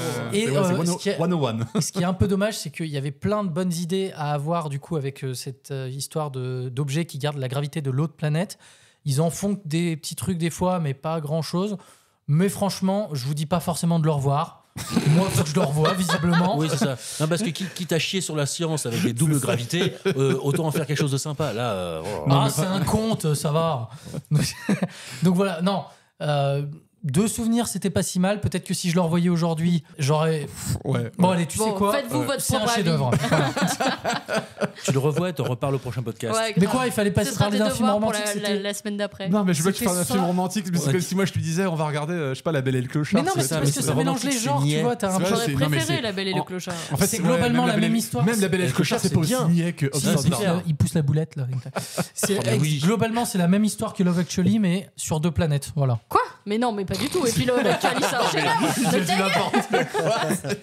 Bon, bah, Bon, César, heureusement que je suis là sors-nous pour de relever là, un peu le niveau. Hein, de toute ouais. façon. Oh, bah, de toute façon, là, il a creusé. Donc. Là, du coup, une petite pépite. C'est Ah. pas vraiment romantique, ça, c'est un peu dramatique, mais c'est vraiment un très très beau film. Ça s'appelle Waitress, serveuse, d'Adrienne Shelly. Je crois qu'il n'y a pas de titre français, donc Waitress. C'est l'histoire de Jenna qui est serveuse dans un petit restaurant qui fait des tartes et des flans. Elle a hérité de sa mère le don de la pâtisserie et elle est vraiment très très forte pour ça. Elle est avec un mec qui est un peu violent, ça se passe pas très bien. Elle a envie d'ailleurs, elle a un concours de pâtisserie qu'elle aimerait bien gagner pour avoir un peu d'argent pour enfin s'extirper de ce couple dans lequel elle souffre beaucoup. Mhm. Et il y a des choses vraiment très très sympas. Je vais pas aller plus loin dans l'histoire, mais juste quand elle rencontre quelqu'un de nouveau, elle pense tout de suite à une tarte. Elle dit cette personne-là, Très seule, elle cette est dame. vachement, Cherry pie. ça fait penser du chocolat, donc c'est une tarte au chocolat. Il est un peu dense, il a un cœur comme ça, donc peut-être une banane dedans. Cette personne-là est fondante comme du Non, mais comme tu rencontres, si jamais tu rencontres cette Et personne, voilà, tu dis juste, et c'est voilà. un psychopathe. Non, mais là, quoi. Et là, voilà. c'est mal fait, parce que c'est moi qui raconte. Bah oui, forcément. Ah là là, j'ai pas pris les bonnes. Non, mais une petite tarte au fromage, tout ça, ou avec un poulet, avec de la sauce et tout ça, mais c'est. Ah là là. Ça te donne faim, pour le coup, ça t'éveille bien les papilles. Là, tu regardes ça, limite, t'as un peu de bave sur les lèvres. C'est. Non, mais arrête là, tout est tourné en métaphore. Ah, là. j'arrive pas. Non, en tout cas, c'est un très, très, très, très, très beau film. C'est le dernier film d'Adrienne Shelly, parce que malheureusement, elle est décédée On a quelques vu mois celui-là, après. heureusement, peut-être on peut dire. Non, franchement, c'était. Non, il a l'air c'était- intéressant. Moi, ça m'a donné envie de Ce le film est voir. vraiment bien. C'est avec Kerry Russell et Nathan Ah, Fillion. d'accord. Ah ouais. Nathan Oh. Fillion que tu dois. Bah oui, kiffer, oui, de, parce que- de Serenity. Et voilà, Firefly dedans, et tout. il joue le rôle de son gynécologue. Et franchement, Gynécologue. c'est gynécologue et tout. Ouais. Tu sais, c'est le mec qui va avoir les volcans là, je sais pas quoi. Là. Ah, c'est Volcano, ça, je connais ces films. Ah, bon, Taraziev. Non, mais je note. Voilà, donc Waitress, un très très très beau film. Moi j'ai envie de dire Day to Pay Date. Allez-y, juste préparez-vous de quoi grignoter parce que vous allez avoir faim. Faim de qui? Faim de quoi? Je Oui, ne voilà, sais pas. quoi, c'est ça, quoi. Prenez votre banane dans votre poche. Ou dans votre banane, on remarque. Moi, que je vais vous conseiller un film qui s'appelle La vie d'une autre de Sylvie Testude. Testu même. Testu Oui, D'accord, Testu, d'accord, ouais. Testu, bah, si tu le tues. Qui raconte l'histoire de Juliette Binoche qui va rencontrer quand elle est adolescente Mathieu Kassovitz au cours d'une soirée. Et il commence une petite histoire d'amour qui s'est finie dans un lit. Et le lendemain matin, elle se réveille dans son même corps, mais qui a 40 ans. Et elle a fait un bond dans le temps de 20 ans entre les deux scènes. Et là, on commençait le film avec une histoire d'amour. Et la scène d'après, on a l'air d'être à la fin de l'histoire d'amour parce que quand elle se réveille à 40 ans, donc déjà, le temps de se rendre compte qu'il y a 20 ans qui se sont passés, quels sont son nouveau métier, ses nouvelles prérogatives, elle apprend aussi que son mari, Mathieu Kassovitz, est en train de demander le divorce. Donc là, elle va essayer de rattraper tout ce temps perdu et de comprendre comment ils en sont arrivés là. Et c'est très touchant. C'est Mathieu Kassovitz dans son plus grand rôle romantique depuis Amélie Poulain. Hein, vraiment, faut le dire. Il y a Amélie Poulain aussi, il était bien, mais oui. Mais j'ai trouvé ce film assez intéressant. Par contre, effectivement, voilà, on commence le film pas en good vibes parce que il y a quand même plusieurs scènes d'engueulade qui sont assez dures. Mais je trouve que pour un premier date, pour voir une histoire d'amour, comment on peut reconstruire les morceaux collés et comment on peut rattraper une histoire d'amour perdue et comprendre comment on en est arrivé là. Je trouvais ça assez intéressant. Donc voilà. J'ai des classiques, La Momie 1 ou Charlie's Angel, parce que moi, c'est mon petit kiff. Putain, Charlie's Angel. C'est vraiment mon film Non, préféré. mais je sais pas comment tu fais. Mais ça peut pas plaire à tout le monde, donc c'est peut-être pas une bonne idée en ça date. filtre. Tu sais qu'il y a Voilà. 99% des gars qui vont Moi, se casser, j'ai- mais Ah Non, mais moi j'ai une enfin, des femme gars qui sont dit bien dans leur tête. je regarde Charlie Angel, je fais salut. Oh, il est bien. Bref. Et donc, non, celui que je vous mettrai en dernier, c'était À couteau tiré, celui avec Daniel Craig, que j'ai beaucoup aimé. Qui... Knives Out. Ouais, mais, Oh, bravo. mais De, plus que Glass Onion, parce que du Elle est coup. nulle, Glass Onion. Non, Ah. il était pas si mal. Mais non, il Bref. est pas nul, Glass Et Onion. j'ai trouvé que Il est pas nul. c'est- Norbert a tort. je on est peux- d'accord. Ouais, Non, ouais. mais vous allez Pardon, rien. on va laisser Aliette parler, mais Non, n'écoutez parce que surtout non, pas on peut Norbert. pas dire. Bref, celui-ci, j'avais trouvé qu'il était vraiment Oh, il est sympa. nul, Glass Onion. J'avais trouvé qu'il était sympa et je pense que pour le coup, ça peut être chouette parce que du coup, il y a et une petite enquête et un petit côté meurtre et un petit côté humour qui sont bien mélangés pour le coup. C'est assez équilibré et j'avais passé un très bon moment. Donc je pense que pareil, ça peut mettre un bon mood. On peut être un peu en mode on rigole et sortir du film et avoir en plus de quoi débattre après avoir vu ce Ou même film. pendant, genre, moi je pense que c'est elle qui l'a tué. Alors ça dépend Des avec qui tu petites sors, il y en a qui aiment pas. Hein. On ne lui parle pas pendant le film, putain. Tu ranges ce popcorn. Non, mais surtout qu'à la différence de Glass Onion, Mais- non, mais je vais être très bref. À la différence de Glass Onion, Knives Out, je trouve qu'il est vachement intelligent parce que on a une utilisation de la caméra et de la mise en scène où la caméra est un espèce de narrateur. Parce que par exemple au début, je sais pas si vous aimez, il y a cette séquence où ils donnent tous leur alibi et quelle relation ils entretenaient avec le défunt. Et c'est très drôle parce qu'ils n'arrêtent pas de dire mais moi je m'entendais super bien avec lui, il a même signé la couverture de mon livre et après on te montre une scène où justement il se passe tout l'inverse, où c'est une scène d'engueulade avec le gars et tu vois que tout le monde il raconte n'importe quoi. Donc non, moi j'aime bien ce film aussi.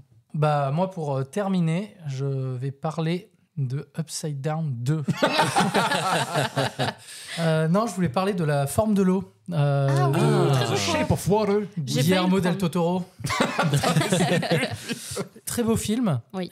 qui raconte l'histoire d'une femme muette qui travaille dans un laboratoire secret, qui va découvrir l'existence d'une espèce de créature marine et donc tomber amoureux d'elle. Et donc du coup, autant visuellement que narrativement, c'est un très très joli film qui est vraiment chouette à voir avec des super acteurs, jolie scène. J'ai pas grand chose de plus à dire. Je voudrais pas trop. Je voudrais pas trop en dire non plus parce que il y a quelques Il y a retournements. beaucoup de rebondissements. Ouais. Ce qui m'a marqué déjà, c'est que visuellement, c'est super beau. Et voilà. Donc, je trouve que ça pourrait faire le job. Ouais. Voyez-le, c'est Surtout super que c'est une cool. histoire d'amour en plus. Bah Ouais. oui, carrément. Je valide. Voyez-le. Moi, je vais finir avec un petit film qui était pas mal. Enfin, petit, voilà, c'est du Ben Stiller, La vie rêvée de Walter Mitty. Ah oui. Putain. Qu'est-ce que c'est bien. Qui est J'aime pas assez ce sympa. film. Ah bon? Non, mais Mais il aime rien. je crois que j'ai putain. Ouais, expliqué. t'aimes rien. Non, mais vous aimez tout, vous, c'est pareil. c'est- Non, mais là, voilà, c'est une belle épopée. C'est l'histoire d'un mec qui développe des photos pour un grand magazine très célèbre qui est connu pour faire une sorte de National Geographic, pour faire des photos magnifiques. Et il se retrouve pour le dernier épisode, dernier numéro de cette série. Il a perdu un peu la pellicule importante et il va essayer de retrouver ce photographe star qui fait les plus belles photos du monde. Et cette recherche va l'emmener un peu aux quatre coins du monde. C'est assez beau. C'est la musique qui est, enfin, c'est assez beau, non, c'est superbe. La musique est géniale. Il y a une petite histoire d'amour dedans. C'est pas la meilleure histoire d'amour du monde niveau réalisation, mais tout le reste du film est vraiment génial. Ça te transporte. C'est de la good vibe. C'est du voyage. T'en prends plein les yeux, t'en prends plein les oreilles. J'ai envie de dire, voilà, c'est ça le cinéma, quoi. Je valide ce choix. Ouais, moi, aussi- moi, je valide pour le côté épopée et le côté visuel. Je me souviens que les paysages étaient C'est génial. incroyables. Moi, comme dernier film, j'avais Two Days in New York de Julie Delpy. Je trouve que à regarder. Ça fait partie d'une trilogie aussi. Ou d'une bilogie. D'une bilogie. Enfin, même pas, parce que moi, j'ai d'abord vu Two Days in New York avant de voir Two Days in Paris. Parce que oui, il y en a un où c'est avec Ethan Hawke et l'autre avec. Avec Chris Rock. L'histoire du film, c'est quand Julie Delpy, qui joue une Française expatriée aux États-Unis, qui est avec Chris Rock depuis des années. Et en fait, elle dit que sa famille va la rejoindre le temps d'un week-end. Et donc, lui va découvrir sa famille. Et il y a vraiment le choc des cultures françaises et américaines qui se rencontrent. Et moi, en tant que Français, ça m'a fait beaucoup rire parce que je trouve que c'est vraiment bien fait. La famille française qui débarque avec tous ses bons côtés et mauvais côtés, comme quoi des fois la famille, elle t'apporte aussi de la honte et de la gêne à quelques moments. En plus, dans cette histoire, il y a non seulement son père, mais il y a aussi son ex-petit copain qui s'est mis avec sa sœur. Il y a ça, tu Il y a vois. un truc comme ça. Et il lui fout la honte, mais aussi. dès qu'il peut, elle est là en mode, mais ferme-la vraiment, tu vois. En plus, qu'est-ce que tu fous là? Personne t'a invité, gars, tu vois. Et ce film, il est très marrant, mais c'est vrai que c'est un film que moi, je trouve à voir en couple pour ces raisons-là. Voilà. Donc sur ce, si Bah, on a écoute. terminé sur tout ça, je vous propose qu'on passe au jeu. Faut arrêter avec les jeux. La dernière fois qu'on a joué au Trivial Pursuit, on a failli se battre.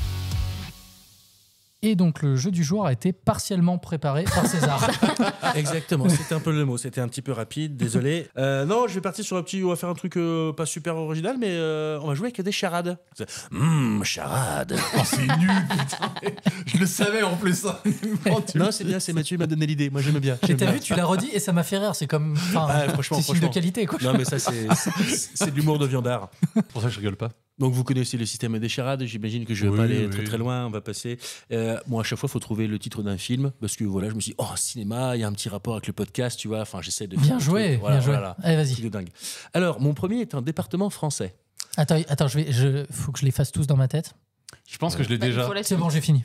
C'est vrai. T'es sérieux? La somme de toutes les peurs. La somme de toutes les peurs. Ah non, mais c'est pas mal, pas mal. On le note pour une prochaine fois. Mais on note pour la prochaine fois, tout à fait, ouais. Mon deuxième est le latin pour ainsi, utilisé par les éditeurs pour citer une référence. Ah, d'accord. Genre, tu l'as? Non. Mais j'ai compris.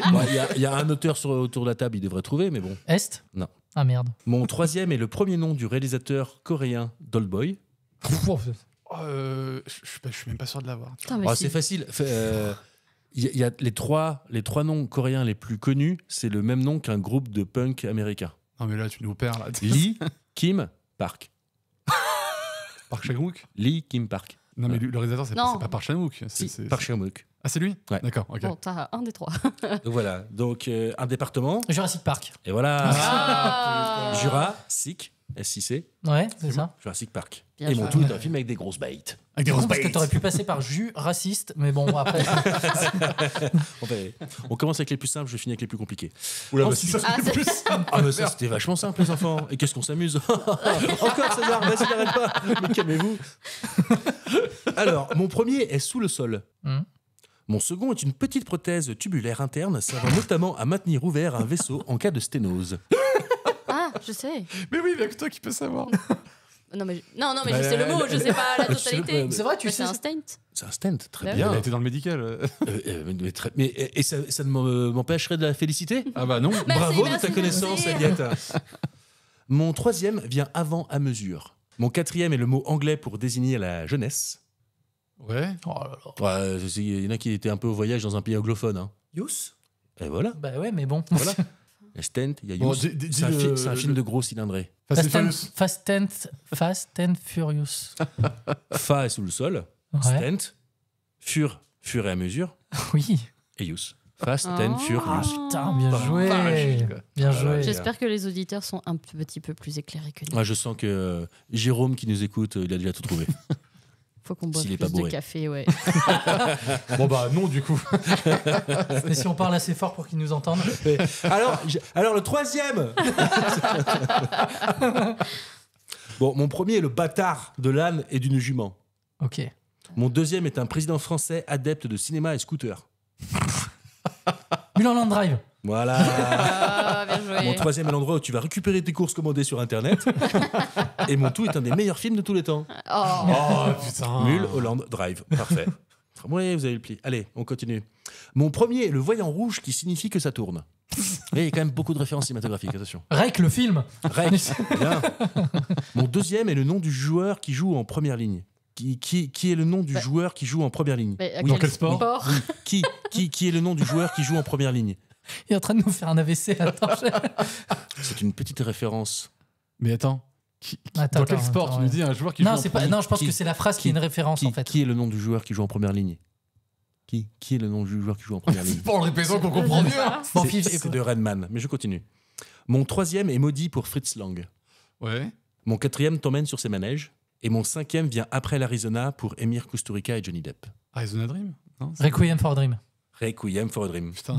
Le rec qui tourne. Le M le maudit. Et le nom du joueur qui joue en première ligne, c'est une blague dans Redman. Il répète toujours ça. Et parce que le nom du joueur qui joue en première ligne c'est du baseball. Il s'appelle qui? Donc qui est le nom du joueur qui joue en première ligne? Oui, qui? Ah. Je te demande qui. Enfin bref, voilà. Très bien. M le maudit, le forain sur le manège et Arizona Dream. Rec qui aime forain. Dream. Ah putain, C'est forain, plein- ouais, et bien c'est joué. plein d'anecdotes. On apprend plein de choses avec ce jeu. On continue. Mon premier est le tueur d'un film avec Matthew Perry et Bruce Willis. Ok. Je sais pas. Et tu veux pas les dire? Bah non, il les garde pour lui, puis il perd quand même, de toute façon. C'est donc, Après, ça peut aller vite. Mon deuxième est l'expression récurrente d'Homer Simpson quand il gaffe. Oh, mon voisin le tueur pour le premier. Bah ça m'étonnerait parce que C'est pas il y a si mon long. voisin le tueur. C'est Bah, quoi le titre anglais? Matthew Perry. C'est et quoi le titre anglais? Bruce Willis, c'est bien ça. C'est quoi le titre anglais de Ah, ce je film? sais pas. Ah oui, c'est bon ça. bah voilà. C'est mon voisin le tueur. Donc mon deuxième est l'expression récurrente d'Homer Ouais. Simpson quand il gaffe. Mon troisième est l'expression récurrente d'Homer Simpson quand il gaffe.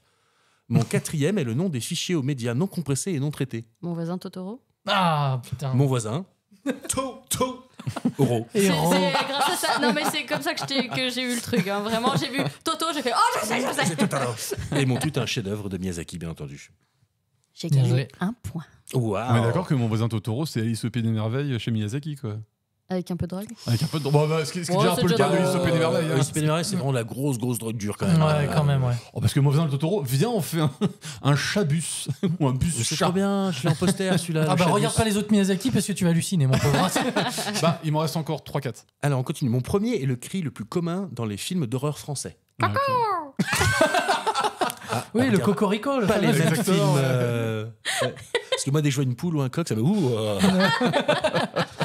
Mon deuxième est le nom d'un Marco célèbre. Mon troisième est le rang qui souvent n'existe pas dans les avions occidentaux. Attends, tu peux Apollo redire 13. Apollo 13. Ah. Le cri le plus, c'est Ah Oui, merci. Ok, merci. Apollo C'était pas Coco. et 13. Et Bien mon joué. tout est le seul film, enfin jusqu'en 2023 et en attendant Tom Cruise, à tourner avec des acteurs en véritable condition de microgravité. Oh. Oui, Parce qu'Apollo Magnifique. 13 est tourné avec des Vol des parabolique. vols paraboliques. Et du coup, il y a des séquences Ah qui ne oui, dépassent oui. pas 40 et quelques secondes. C'est assez sympa. Réalisé par Ron Howard. Exactement. Que j'aime bien. Comme- Spoiler, non. Comme Willow. Willow aussi, c'est de Ron Howard. Bref. Ah bon? Bah oui, bien sûr. Ah non, non, mais d'accord. Le chien. Il a le même nom que le chien. Parce qu'il faut savoir que Willow est le nom du chien de Norbert. hein. C'est pour ça. Parce que tout le monde n'a pas la blague. On continue. Mon premier est le diminutif de Richard. Riri. Ça, c'est Riri, ça. Ah bah c'est Riri la petite sorcière. Ouais, mais ça va. Excusez-moi, pardon. Mon premier est le diminutif de Richard. C'est Chubb. Mon deuxième est la C'est pas vrai. Mon deuxième est la méthode utilisée par Maïté pour comparer les melons. Ah. Mon troisième en a 127 pour Danny Boyle ou 48 pour Eddie Murphy. C'est des dents. Mon tout est une comédie sur un des plus gros connards de l'histoire. Je suis aucun des trois, je crois. Mais t'as déjà le... J'ai le Heure. T'as le Heure. Voilà. Le Heure, les 127 heures de 48 Danny Boyle, heures, 48 heures pour Eddie Murphy. et Nick Nolte. Maïté juste avant pour comparer les melons. Ça, je l'ai pas, ça. Je compare. Non, mais il y a que toi qui l'as. C'était une pub avec elle. Je compare, Non, je mais mec, tâte. les pubs des années 80, on était pas allés. Je compare, je tâte. Et pourtant, c'était pas le plus cher. Hein. Ok. C'était tâte. Et mon premier, le diminutif de Richard. Là, le dictateur. Dictateur. Ah. C'est Dick. Attends, le diminutif de Richard, c'est Dick? Ouais. Là-bas, aux États-Unis, il dit tiens, tu t'appelles Richard? Bah, moi, je t'appelais Beat. Génial. Non, mais clairement. Comme le fameux Beat Rivière. Beat Rivière, ouais. Dick Rivers. Yeah. Mais On en surtout, aura appris des choses aux États-Unis. Hein. Ça fait même pas D'ailleurs- partie du nom. En Ah, mais il fait. faut pas demander. Mais tu sais que Bill, c'est pour William.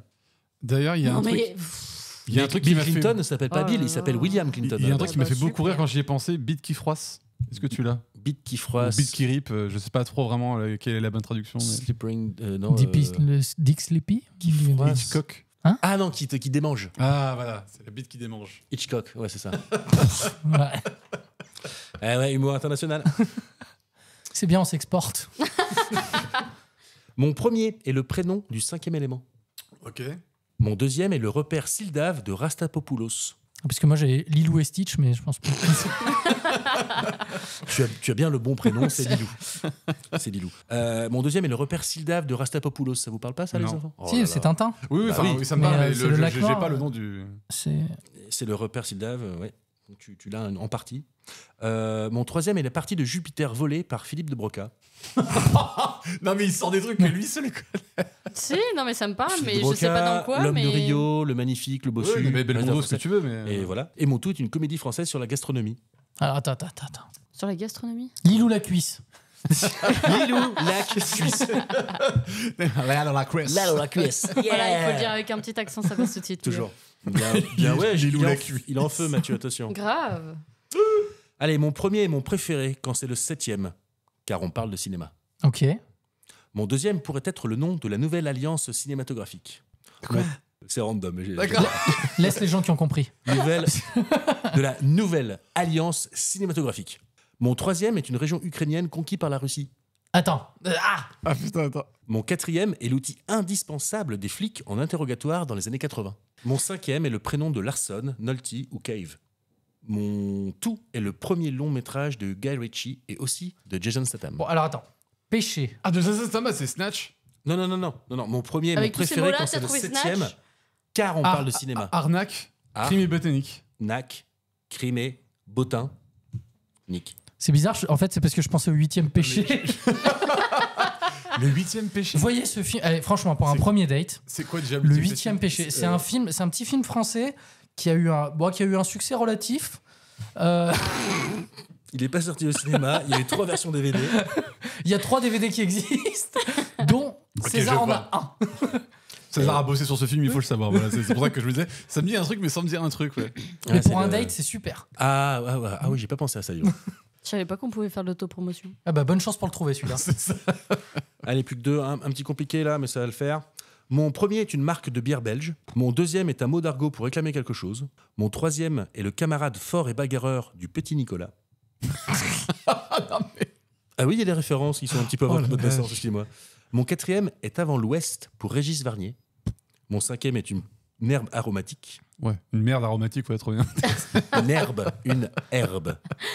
Mon sixième est le village qui réunit Superman et Luke Skywalker. Superman. Et bah j'en ai aucun, c'est bien. Bah, c'est. Village. Et attends, et Harry Ça- Potter. ça va vous Bon, aider, j'aurais là tenté. hein. cela va vous aider. Mon septième, si Lilon dit piti dit cheval. Ah, un accent, tiens. Ça faisait Il en longtemps. fallait un.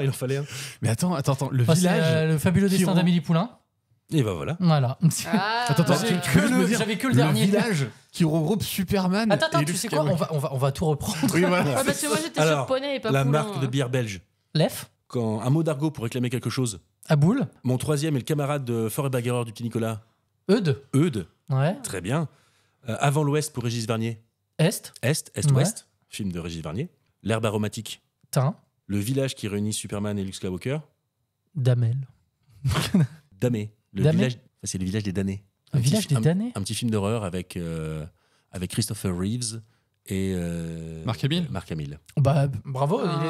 Franchement, il est. Excuse-moi d'avoir des références cinématographiques qui sortent un petit peu. Non, mais il est hyper Tu l'as pas, en pointu, plus, celui-là. c'est un village de tous les enfants, ils sont un peu genre albinos, ils ont les yeux rouges, c'est n'importe quoi. On voit que ça t'a parlé, ça. Et Mark Hamill, c'était un curé, je crois que c'était un de ses premiers vrais films, c'est pas le seul depuis D'accord. longtemps. Eh bah écoute, très bonne charade, bravo. Et Lee Poulain. Poulain. Lee Poulain. Voilà. Mais moi, j'étais sur Poney et je ne pouvais pas trouver. Ah bon, oui. Allez, mon dernier. Mon premier est l'état le plus fréquent du Big Lebowski. Mon deuxième est une peinture murale religieuse de Léonard de Vinci. Mon tout est un film qui a été passé sous crible dans ce podcast. Bra, bra, auto pour mort. Bah, sous la scène. Et ben voilà. Sous la scène.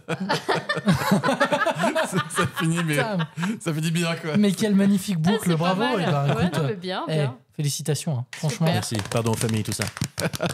Oui, je trouvais qu'on n'applaudit pas souvent à la fin de tes jeux. Ouais. Alors, l'épisode d'avant, on l'a fait, mais parce que ça C'est l'euphorie, quoi. Ah, et puis chanter, quoi, quand même. C'est vrai qu'on préfère croire qu'on est en public. les matchs chantés. Ça reviendra peut-être. Si on a assez de commentaires sur nos Insta et tout. Peut-être qu'il faut qu'on engage du public pour applaudir. Voilà, on verra ça. Bon, et ben sur ce, je vous propose qu'on passe aux questions de vous-même. Il y avait une autre chose que je voulais vous demander. Je peux vous poser une question, même si ça fait 30 fois? Si ça fait 30 fois que je réponds, je vois pas bien l'intérêt. Alors, non, oui, donc du coup, il faut que je les retrouve, les questions. On peut rappeler que pour nous poser une question dans cette partie, on vous envoie une stories quelques jours avant l'enregistrement de notre podcast et pour nous... Bon, ce que Norbert essayait de dire, c'est suivez-nous sur Instagram @cbb_podcast où vous pourrez nous poser des questions pour les prochains épisodes. Et si vous ratez la story parce que vous travaillez ce jour-là, ça arrive, il y en a qui travaillent, et bien vous pouvez aussi le lâcher en commentaire ou ce que vous voulez. Donc du coup, première question, est-ce qu'on aurait un avis sur le réal George Miller, qui a entre autres réalisé la saga Mad Max et quoi d'autre d'ailleurs? Babe de souvenir. Babe. Ouais. Oui, Alors, mais je peux pardon, parler c'est pas pour une Babe, blague. je dis oui. Ça, t'aimes bien? J'adore Babe. Pareil, je le connais par cœur. Si vous voulez, je vous refais 3000 le ans, film. 3000 ans à t'attendre. Happy Feet. Happy Feet. Moins fan de Happy Feet. Ouais, et pourtant je suis claquettiste, hein, mais ouais, non. Je suis claquettiste. Alors je mettrais un point important sur les musiques. Alors, j'ai pas du tout accroché les pingouins qui dansent. J'ai bien aimé par contre le point de vue écolo. Et alors par contre les musiques, mais vraiment c'était très très cool. Enfin, je me souviens dans le ciné, limite les gens ils seraient partis faire du gospel quoi. Moi, j'ai pas vu Babe, mais j'ai vu la saga Mad Max, j'ai vu Happy Feet et j'ai vu 3000 ans à t'attendre. Je trouve que c'est plutôt des bons films et j'aime bien la démarche de ce mec qui est de vouloir faire des films assez organiques dans la saga de Mad Max. Et j'aime assez bien sa démarche de se dire quand il a rien à raconter ou quand il a pas de projet, il se force pas, quoi. Parce que c'est quand même un gars qui a arrêté de bosser, je crois, pendant 10 ans avant de reprendre sur Mad Max. Donc non, après, j'ai pas un avis très éclairé sur son cinéma. Juste, j'aime bien, je trouve qu'il apporte des thématiques assez intéressantes. Je suis pas super fan de la saga Mad Max. En tout cas, les premiers, je trouve que ça... Dans le rythme et tout, ça a un peu vieilli. Ils sont sympas, les films, mais j'accroche pas plus que ça. Par contre, Fury Road, je vénère ce film, il est incroyable. Je te conseille de revoir le 2, parce que le 2, il est vraiment très intéressant. Oui, non, mais attention, c'est intéressant, mais je trouve que ça a vieilli dans le rythme et surtout, je les ai vus en fait après avoir vu Fury Road. C'est peut-être l'erreur. C'est un de mes films préférés, je pense, Fury Road. J'adore ce film, je suis toujours pas allé voir Furiosa. Rien que pour Fury Road, j'adore ce réal. Voilà. Et puis en plus, le fait que le gars revienne après des années et dise regardez, je m'en fiche un peu de ce qui se fait en ce moment, entre guillemets, parce qu'il y a beaucoup de gimmicks de réalisation qu'on n'avait pas vu depuis des années, des accélérés, des nuits américaines. Des nuits américaines, ouais, surtout ce genre de trucs. Qui sont plus depuis 20 ans et lui, il en fait. Il en fait et revenir pour faire ça, mais merci, quoi. C'est incroyable ce film. Ouais, il crée des bonnes atmosphères. J'adore son côté graphique, même si très très fan des derniers Mad Max. J'ai beaucoup aimé les Mad Max quand j'étais jeune. Je les ai revus au moment justement de la sortie de Fury Road. Je me disais il faut que je me les refasse et tout ça. Et c'est vrai que il y a un petit côté vieilli qui était un petit peu dérangeant, mais quand même tu peux que voir que le mec il a essayé, il prend des risques, il fait des choses que tu ne vois nulle part ailleurs. Il te fait des accélérés là où personne ne les fait. Il fait des choses, il prend beaucoup de risques, et quand tu sais qu'en plus il fait des films pour enfants mais qui sont vraiment passe-partout. Babe, oui, c'est un cochon berger. C'est enfantin, mais ça marche. Enfin ouais, même ça c'est pas si niaiseux, mais c'est pas mal. Je trouve que Mad Max 2 Et Mad Max Fury Road, c'est un film où généralement, si des personnes se demandent qu'est-ce qu'apporte un réal dans son histoire, mais regardez Mad Max 2 et Fury Road, parce que c'est vraiment un truc où tu vois que qu'est-ce qu'il n'y a pas dans le scénario et que George Miller rajoute dans la réal, mais il parle de tellement de choses. Parce qu'au final, par exemple, si on parle de Mad Max Fury Road, le scénario, il tient sur un timbre-poste. Enfin, c'est un truc très basique. C'est une course-poursuite. Ils arrivent à un point, ils reviennent en arrière. Voilà, c'est fin du film. Mais avec la réal, on parle de religion, on parle de place de la femme, on parle même du culte du héros. Enfin, c'est vraiment très intéressant. Et c'est limite, il y a tellement d'idées dans Fury Road que tu te dis, il y a un moment, putain, la vache, quoi. Tout ce qu'il a pu placer dans sa réal, moi je trouve ça limite impressionnant, quoi. C'est exceptionnel, vraiment. Donc plutôt bien. George Miller. Question suivante. Cet accent, là, allez, c'est parti alors. Qu'est-ce que vous voulez, mademoiselle? Je vous en remets une. Ouais, bon, allez. Il y en a un peu plus, je vous mets quand même. J'ai la ref. Quel retour de film / univers vous aimeriez voir? L'histoire sans fin. Après, faites votre tour. Je vais réfléchir à autre chose. Pour point, là, on en a parlé tout à l'heure, du coup, ça me repop. Mais Evangelion, c'est vrai que quand Pacific Rim était sorti, je fais il y a un petit côté Evangelion que j'aime bien. Le film est bien. C'est encore Guillermo del Toro, donc c'est cool. Mais je me dis waouh, s'il avait pris vraiment le scénar d'Evangelion avec des gosses qui sont obligés de monter dans les robots et qui se battent avec le syndrome du hérisson et tout ça. Il y a des trucs vraiment tellement bons psychologiquement à voir. Un truc très torturé avec des gros robots qui se fight. Ouais, ça pourrait être très sympa, ça. Ouais, moi j'ai pas le culte de l'univers, donc j'ai pas vraiment de réponse à cette question. Je pourrais faire ma réponse de connard de dire je voudrais enfin que l'univers Star Wars revienne, et le vrai et le bon. Mais à part ça, non, j'ai pas trop de réponse. Ouais, c'est vrai que ce que Disney a fait sur Star Wars, c'était quand même vachement mieux que ce qu'il y avait avant, quoi. Donc, non, alors, je pense que Star Wars, c'est tellement ancré que quoi qu'ils aient pu faire, ça t'aurait déçu. Non. Oui, non, je suis sûr. Mais non, parce que c'est trop facile. Parce que si, regarde, tu fais une bonne adaptation. Ça, c'est facile, c'est le truc que je peux dire. Chaque fois que t'as pas aimé un film, je fais, de toute façon, ils auraient pu proposer n'importe quoi. Non, parce que là, on touche à un objet. Le Mandalorian, j'ai pas mal de. En fait, j'ai pas trop de soucis avec. Le seul souci, c'est quand j'ai des gens qui me disent, c'est génial, et tout, je fais, calmez-vous quand même. Mais c'est bien, tu vois. Et même le Mandalorian, il propose des trucs que la saga en 3 films n'a pas proposé. Par exemple, même la dernière série Ahsoka, que je vais pas trouver extraordinaire, mais elle convenait, tu vois. Oui, mais et en fait, le problème, c'est que soit ils ont, toi, le 7e, ils ont proposé un truc, c'était on prend zéro risque, on refait. Moi, j'ai bien aimé, mais c'est vrai que quand tu regardes le film, c'est un bel hommage. Oui, il reprend les anciennes recettes pour dire on est capable de le faire. Ils l'ont fait. Donc revenir avec ça, c'est que je peux le critiquer, mais je comprends la démarche de dire, comme Disney vient de reprendre les rênes, c'est un film pour dire, vous inquiétez pas, on refait un peu la même chose pour vous dire, voilà, on peut respecter votre truc. Mais le problème, c'est de gérer les réals et gérer les égos des réals. Rian Johnson, ils l'ont laissé complètement faire. Et en fait, il est là le problème. Il a fait n'importe quoi. Mais en fait, c'est un gars, tu vois, c'est pour ça que Glass Onion, il est dans le même truc. Oh putain, mais Glass Onion, mais c'est pas vrai. Il est sorti juste mais c'est le même réal. C'est le même réal. C'est qu'en fait, le fait de vouloir surprendre les gens passe au-dessus la cohérence du récit et de l'univers global. C'est que tu peux nous faire un truc avec, par exemple, sa proposition de 8, on sait qu'il veut, dans tous ses films, on sait qu'il veut descendre la stature du héros. C'est son truc et c'est son délire. Why not?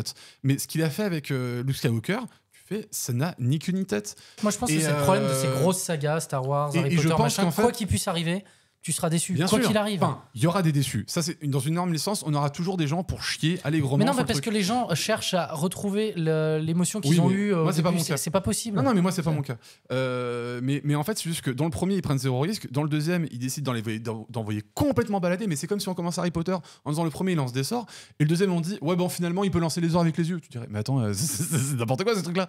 Ce qu'ils font un petit peu dans les faits. Oui, mais tu vois, c'est arrivé avec les yeux. On va pas déraper là-dessus.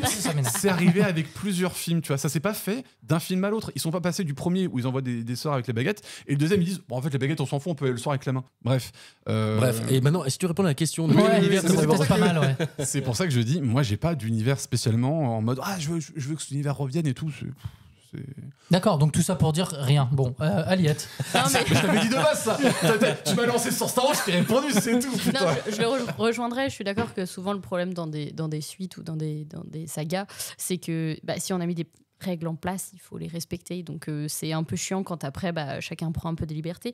Mais je vais le rejoindre aussi sur ma réponse. Moi, je suis très terre à terre et en fait, je prends ce qu'on me donne et je suis pas du tout du genre à être friande et me dire. Enfin, si on m'a pas proposé un film en me disant c'est sûr, il y aura une saga, il y aura une suite, il y aura un truc, je peux largement me contenter de ce que j'ai. Moi, c'est pour ça que des films que je pourrais attendre, c'est des adaptations qui, je considère, n'ont pas rendu hommage au bouquin ou des trucs comme ça. Et donc, du coup, là, tu peux être en droit de te dire « Ah, tiens, j'aimerais bien tu avoir... aimerais une deuxième adaptation, genre Millennium, genre peut-être avoir la même histoire, mais faite différemment. C'est envisageable. Mais si tout le monde fait ça tout le temps... Ah oui, non, mais après... Mais en fait, moi, je suis pas contre les préquels en soi. Je suis contre les préquels qui veulent à tout prix expliquer toutes les décisions et tout le comportement du personnage dans le film de base. Ça, pour moi, c'est un mauvais préquel. Par exemple, Han Solo, je trouve que c'est un préquel, c'est un cas d'école. C'est de vouloir expliquer, ah bah tiens, on va faire un paquet pour expliquer pourquoi il a ce pantalon, pourquoi il dit ça, pourquoi il pense ça. Mais non, on n'explique pas d'expliquer tout. Mais après, pour finir sur cette question, je suis toujours favorable à ce que les œuvres existent. Parce qu'au moins, tu vois une tentative. Après, elle est ratée ou elle est ratée ou elle est réussie, mais au moins il y a une tentative et je préfère ça que plutôt me dire on saura jamais si vraiment le mec aurait réussi ou pas à faire une bonne œuvre. Je préfère qu'au moins il tente le coup. Donc je suis pas dans le genre à dire ah non, ne le faites pas. Après, bien sûr, si le résultat il est foiré, mais je préfère toujours qu'on tente. Ça n'efface pas l'œuvre de base, en fait. Oui, en fait, c'est ça. C'est que t'as envie de dire, les gens qui disent ah mais je veux pas voir un remake, mais c'est pas parce qu'on fait un remake qu'on va faire disparaître les copies. Regarde l'ancien, il y a pas de problème. Moi, c'est pour ça, tu vois, moi, par exemple, le 7, 8, 9, c'est des films que j'ai pas aimés, mais c'est des films que je trouve intéressants à regarder pour voir comment Disney reprend une licence et tout. Donc, je les ai dans ma vidéothèque et je continue de voir le 1, 2, 3, 4, 5, 6. Et même si j'ai des choses à dire sur le 1, 2, 3 et le 4, 5, 6, ça reste pour moi des meilleurs films que la postlogie. Très bien. Ou comme les Scream. Les Scream, tu vois. Pour moi, les Scream, je l'ai pas acheté. Les deux derniers, je les ai pas achetés. C'est pas un vrai sport. Le sport avec les épées, c'est ça. The Scream.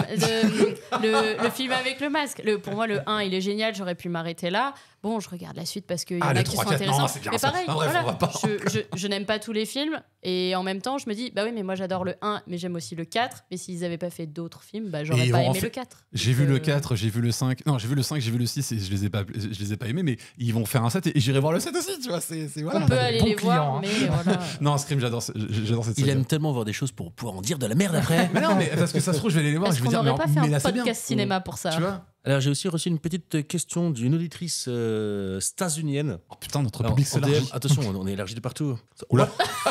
Attention cette phrase. Quoi? Moi, on est élargi de partout. T'aimes pas élargir le cercle après de tes amis, toi? Ça dépend où, quoi. So, what defines a series versus a movie with sequels? Love listening to your podcast from Idaho. So fun to have a fresh perspective on movie culture. Keep up the good work. We are in French. We speak French. Oui, pardon. Qu'est-ce qui définit une série comparée à un film qui a des sequels? Pas des séquelles, genre oh là là, je me suis cassé la jambe et tout. Non, en gros, oui, la question, comment aujourd'hui définir qu'est-ce qu'un film, qu'est-ce qu'une série quand tu peux avoir des séries, je prends l'exemple de Sherlock Holmes qui a des saisons de 3 épisodes d'1h30. Et quand tu as des films qui sont au 7e, au 10e opus, c'est vrai que maintenant, c'est un peu chamboulé. On m'aurait posé cette question il y a quelques années. Je sais, c'est assez simple. Déjà, c'est le format. Le format, la série, c'est 20, 40 minutes l'épisode maximum. Mais maintenant, on voit qu'on sort de ce format. Et aussi, la question, est-ce que c'est pas quand on a des films de 4 heures et qu'on a une série de 4 épisodes d'1 heure, c'est quoi la différence? Il n'y a pas ça aussi dans cette question? Il y a un peu ça. Tout, à partir de quel moment on considère ça comme une série, comme un film? Pareil, je pensais... quand j'ai réfléchi un peu à cette question, que c'est l'arc narratif, parce que tu racontes les choses différemment dans une série et tu as vraiment un début, un milieu, une fin dans chaque épisode d'une série avec un fil rouge derrière. Mais même aujourd'hui, on s'aperçoit, c'est pas la meilleure référence, mais le dernier Mission Impossible, voilà, en quoi c'est un film qui se veut avec une suite juste après, alors qu'en fait ce serait pas une saison de 2 épisodes, tu vois. Et globalement, c'est un souci qu'on retrouve dans beaucoup de films maintenant, d'ailleurs des films qui s'inscrivent dans des sagas. T'as cité le dernier Mission Impossible en date, il y avait aussi, je trouve, le 2e film des Animaux Fantastiques, où tu te dis, mais en fait, le film n'est qu'une grande bande-annonce du film qui va arriver après. Donc, quand tu termines le film, tu te dis, le film n'a pas raconté grand-chose, mais par contre, le film nous a beaucoup teasé, nous a beaucoup appelé sur ce qui va arriver ensuite. Donc, c'est trop dommage. Après, la différence entre des épisodes de 4 heures et tout, c'est que je trouve que dans une série, en plus, c'est compliqué, vraiment, une série, c'est que non seulement il faut que chaque épisode ait un début, un milieu, une fin, avec quelque chose qu'on raconte et quelque chose qu'on développe, et quelque chose qui aboutisse à la fin de l'épisode, mais en plus, dans la saison, il faut que la saison soit composée aussi, dans les premiers épisodes du début, un milieu, une fin, que tout s'arque bien. Sauf si, bien sûr, on parle d'une série type, je sais pas... Colombo. Voilà, une série policière où un épisode, une histoire différente. Mais c'est encore plus compliqué pour moi. Je sais plus si on en a déjà parlé, mais tu prends la dernière saison de Stranger Things, tu te retrouves avec une série en 2 parties où tu as une première partie où tu dois avoir 7-8 épisodes qui font 40 minutes, quoi, en gros. Et la deuxième partie de la série où tu as un épisode de 1 heure et quelques, presque 2 heures, machin et tout. Donc du coup, on peut pas trouver ça au niveau de la durée. Donc du coup, c'est vrai que ça se rapproche de plus en plus, surtout à l'époque où tu as des films comme Marvel qui sont de plus en plus pensés en tant que briques dans un ensemble. Donc du coup, là, j'ai cherché vite fait. Selon Syndicat de la critique de cinéma, le film est un médium de cinéaste et la série est un médium de scénariste. Ça, tu vois, je trouve ça. Alors ça, pour moi, je trouve ça hyper élitiste et surtout, ça fait Oui, des chapelles. je suis d'accord avec Ça toi. fait des chapelles de ça c'est du cinéma, ça c'est de la série, ça c'est des pros, ça c'est des amateurs. Parce qu'encore qu'on dise que le côté auteur sur les séries, peut-être parce que tu as beaucoup plus le cas d'avoir une équipe de 40 auteurs qui vont bosser ensemble à la confection d'une série, là où au cinéma, c'est moins le cas. Peut-être que la différence, pour être très simple, c'est qu'un film est censé suffire à lui-même, du début à la fin, alors qu'une série, tu es censé avoir quelque chose qui te tient pour un cliffhanger, quelque chose pour... En gros, les épisodes doivent avoir un lien entre eux. Je pense que c'est ça la définition de base. Non, mais tu vois, t'as pas de lien entre eux dans les toutes premières saisons d'X-Files ou dans les Colombo et tout ça. C'est et t'as pas de film qui tient en entier sur les dernières émissions possibles. Si, parce que c'est ta thématique éventuelle. Oui, mais à l'époque, je pense que c'était des thématiques. Mais par exemple, le problème, comme on disait tout à l'heure, et je rejoindrai sur l'exemple de Norbert, c'est que quand tu vois Les Animaux Fantastiques et que tu sens que en fait, ça a été fait comme une trilogie et que le 2 est une pub du 3, du coup, on n'est plus... Le film... techniquement ne se suffit plus à lui-même parce que de toute façon tu vas finir sur un cliffhanger. Après t'appelles ça une saga et oui mais c'est quand tu regardes qu'est-ce qui fait qu'une saga c'est différent d'une série. Regarde la différence entre par exemple Le Seigneur des Anneaux et Le Seigneur des Anneaux la série quoi. En fait c'est la même chose, c'est un long film coupé en plusieurs parties. Bon voilà, on est un peu dans le même Oui mais par exemple chaque quête qui est lancée dans un des films des Seigneur des Anneaux se résout dans son film. C'est-à-dire que les quêtes qui sont lancées dans le 1 se résolvent dans le 1, les quêtes qui sont lancées dans le 2 se résolvent dans le 2. Tu peux avoir ça dans une série. Par exemple, tu parles de la série Les Seigneurs des Anneaux. Les Seigneurs des Anneaux, il y a des arcs qui sont, ou des quêtes qui sont lancées dans le premier épisode qui vont trouver une résolution dans l'épisode 6 ou 7. Mais prends une sitcom comme le How I Met Your Mother, par exemple, t'as une mini-intrigue par épisode, plus la grande intrigue principale. Mais tu vois, par exemple, la grande intrigue qui est, on commence l'histoire en disant, je vais vous raconter comment j'ai rencontré ma mère, qui est votre mère. Votre mère. Qui est l'aboutissement, en fait, de la série. Mais en fait, tu vois, ta définition de la série, c'est une définition qui colle dans les 10 dernières années. Parce qu'effectivement, tu vois, je parle de la jeunesse de moi et César, des années 80-90, moins le début des années 2000, puisque ça commençait à changer, la quasi-totalité des séries, c'était des trucs où tu pouvais suivre un épisode par-ci, un épisode par-là, et il y avait presque aucun lien, parce qu'en fait, on n'avait pas ce truc des gens qui regardent tous les épisodes. Ils savaient très bien que leur série était matée comme ça, de temps en temps. Tu vois. T'avais le lien d'un léger fil rouge. Je parlais d'X-Files, pour moi, c'était la première où il y avait un vrai gros fil rouge qui arrive, mais pas tout de suite, et qui n'est pas tout le temps là. Mais encore, le fil rouge, il arrive... T'as l'homme à cigarette qui est là, et t'as mais il arrive, il revient. Et le cliffhanger, ça arrivait très tard. Pour moi, c'est fin 90, début 2000, c'est 24 heures chrono. C'est arrivé avec 24 heures chrono. Ça s'arrête. Ça arrive avec le chrono, avec Lost, avec des séries comme ça qui sont arrivées pour vraiment te dire vas-y, chope l'épisode suivant. Par exemple, voilà, la série Le Seigneur des Anneaux, moi j'ai trouvé qu'on a plus le temps de se poser sur des situations, de laisser des longueurs, de créer des visuels et de te mettre la tronche dans le lore à mort. C'est vrai que je te rejoins là-dessus, Aliette. Il y a le côté, pour moi, dans une série, il y a toujours peut-être, je vais avoir une attente, beaucoup plus de profondeur sur les personnages qui me sont présentés. Les personnages principaux, on doit vraiment plus être développés. Là où dans un film, je peux accepter qu'on passe un peu en surface parce que l'action va primer sur le personnage. Mais voilà, comme Mathieu a dit, un film est censé se suffire à lui-même, alors qu'une série, non. Je veux dire, on ne peut pas reprocher à une série, quand tu as regardé un épisode, en disant « Ouais, mais Stark là, il va nulle part. Stark là, oui, mais il y a d'autres épisodes derrière, donc ce sera développé dans d'autres épisodes. » Chose qu'on peut reprocher à un film. C'est-à-dire que Animaux Fantastiques, qui lance plein de trucs et répond à une moitié et laisse l'autre moitié courir, ça tu peux lui reprocher par contre. Retour vers le futur. C'est pareil. Non, Retour vers le futur parce que le 2 et le 3... Qu'est-ce que tu fais là ? Qu'est-ce que tu es en train de faire ? Parce que le 2 et le 3 ont été construits comme un diptyque. Ouais, mais donc à jamais aucun moment... Tu regardes, tu finis le 2... Alors oui, ils suffisent à eux-mêmes, mais ils annoncent quand même quelque chose à chaque fois. Sauf que tu finis le 2, il y a marqué à suivre. Et t'as la bande-annonce du 3 directement. Et le 3 est sorti à peine quelques mois après, je crois, 4-5 mois après. Ça, je me souviens plus. Mais je me souviens que la vision du 2, tu vois qu'il y a une bonne annonce du 3 direct. Quand un film est construit sur un diptyque, Ah oui, non, je suis d'accord. on pourrait parler de Nymphomaniac, je sais pas, je n'ai pas trop la diptyque. Adèle, voilà, la vie d'Adèle. Il y a beaucoup de films comme ça qui sont construits comme ça. Voilà, Mesrine, qui sont construits comme des diptyques. Donc j'ai aucun problème quand c'est construit comme tel. Par contre, quand c'est construit comme un film en lui-même, là tu dis bah non. Alors qu'une série, on attend d'avoir fini une saison pour dire bon bah cet arc-là, il est allé nulle part. Tiens, on nous a rajouté ça en dernière minute. Ça, c'est parti. Bref, voilà, tu vois, c'est la grande différence que je leur dirais. Bon. Mais après, je trouve que la frontière entre cinéma et série, elle devient assez floue depuis quelques années. Surtout quand Netflix décide d'appeler ça du contenu, au bout d'un moment. Oui, mais avant, on pouvait se dire, quand même, il y a plus de pognon dans le cinéma, on peut plus retrouver une image léchée dans le cinéma que dans les séries. Voilà, tu parlais du Seigneur des Anneaux. Le Seigneur des Anneaux, la série, la première saison, c'est génial. La colorimétrie. Je pense que c'est l'argent qui a aidé. Oui. Et d'ailleurs, je sais pas si vous avez vu la bande-annonce de la saison 2. Non, tais-toi. Non, je dirais rien. Mais je dirais juste que on voit qu'il y a beaucoup du budget en baisse et on voit que l'imagerie, elle est beaucoup moins léchée dans cette saison que dans la saison 1. Bon, du coup, pour conclure, on sait pas. Voilà, on sait pas trop. Si, on a dit, un film est censé se faire lui-même. Voilà. Je crois qu'on est arrivé au bout de ce podcast. Et ça fait plaisir. C'était le dernier. Non,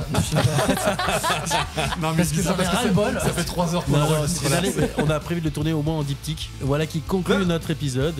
Voilà, je vous donne tous rendez-vous dans 2 semaines pour notre prochaine émission. Bien content de reprendre cet enregistrement. N'oubliez pas de nous liker, de nous suivre sur tous nos réseaux sociaux dont vous devez déjà tout connaître, CBB-podcast. Et en attendant, on vous dit à très vite.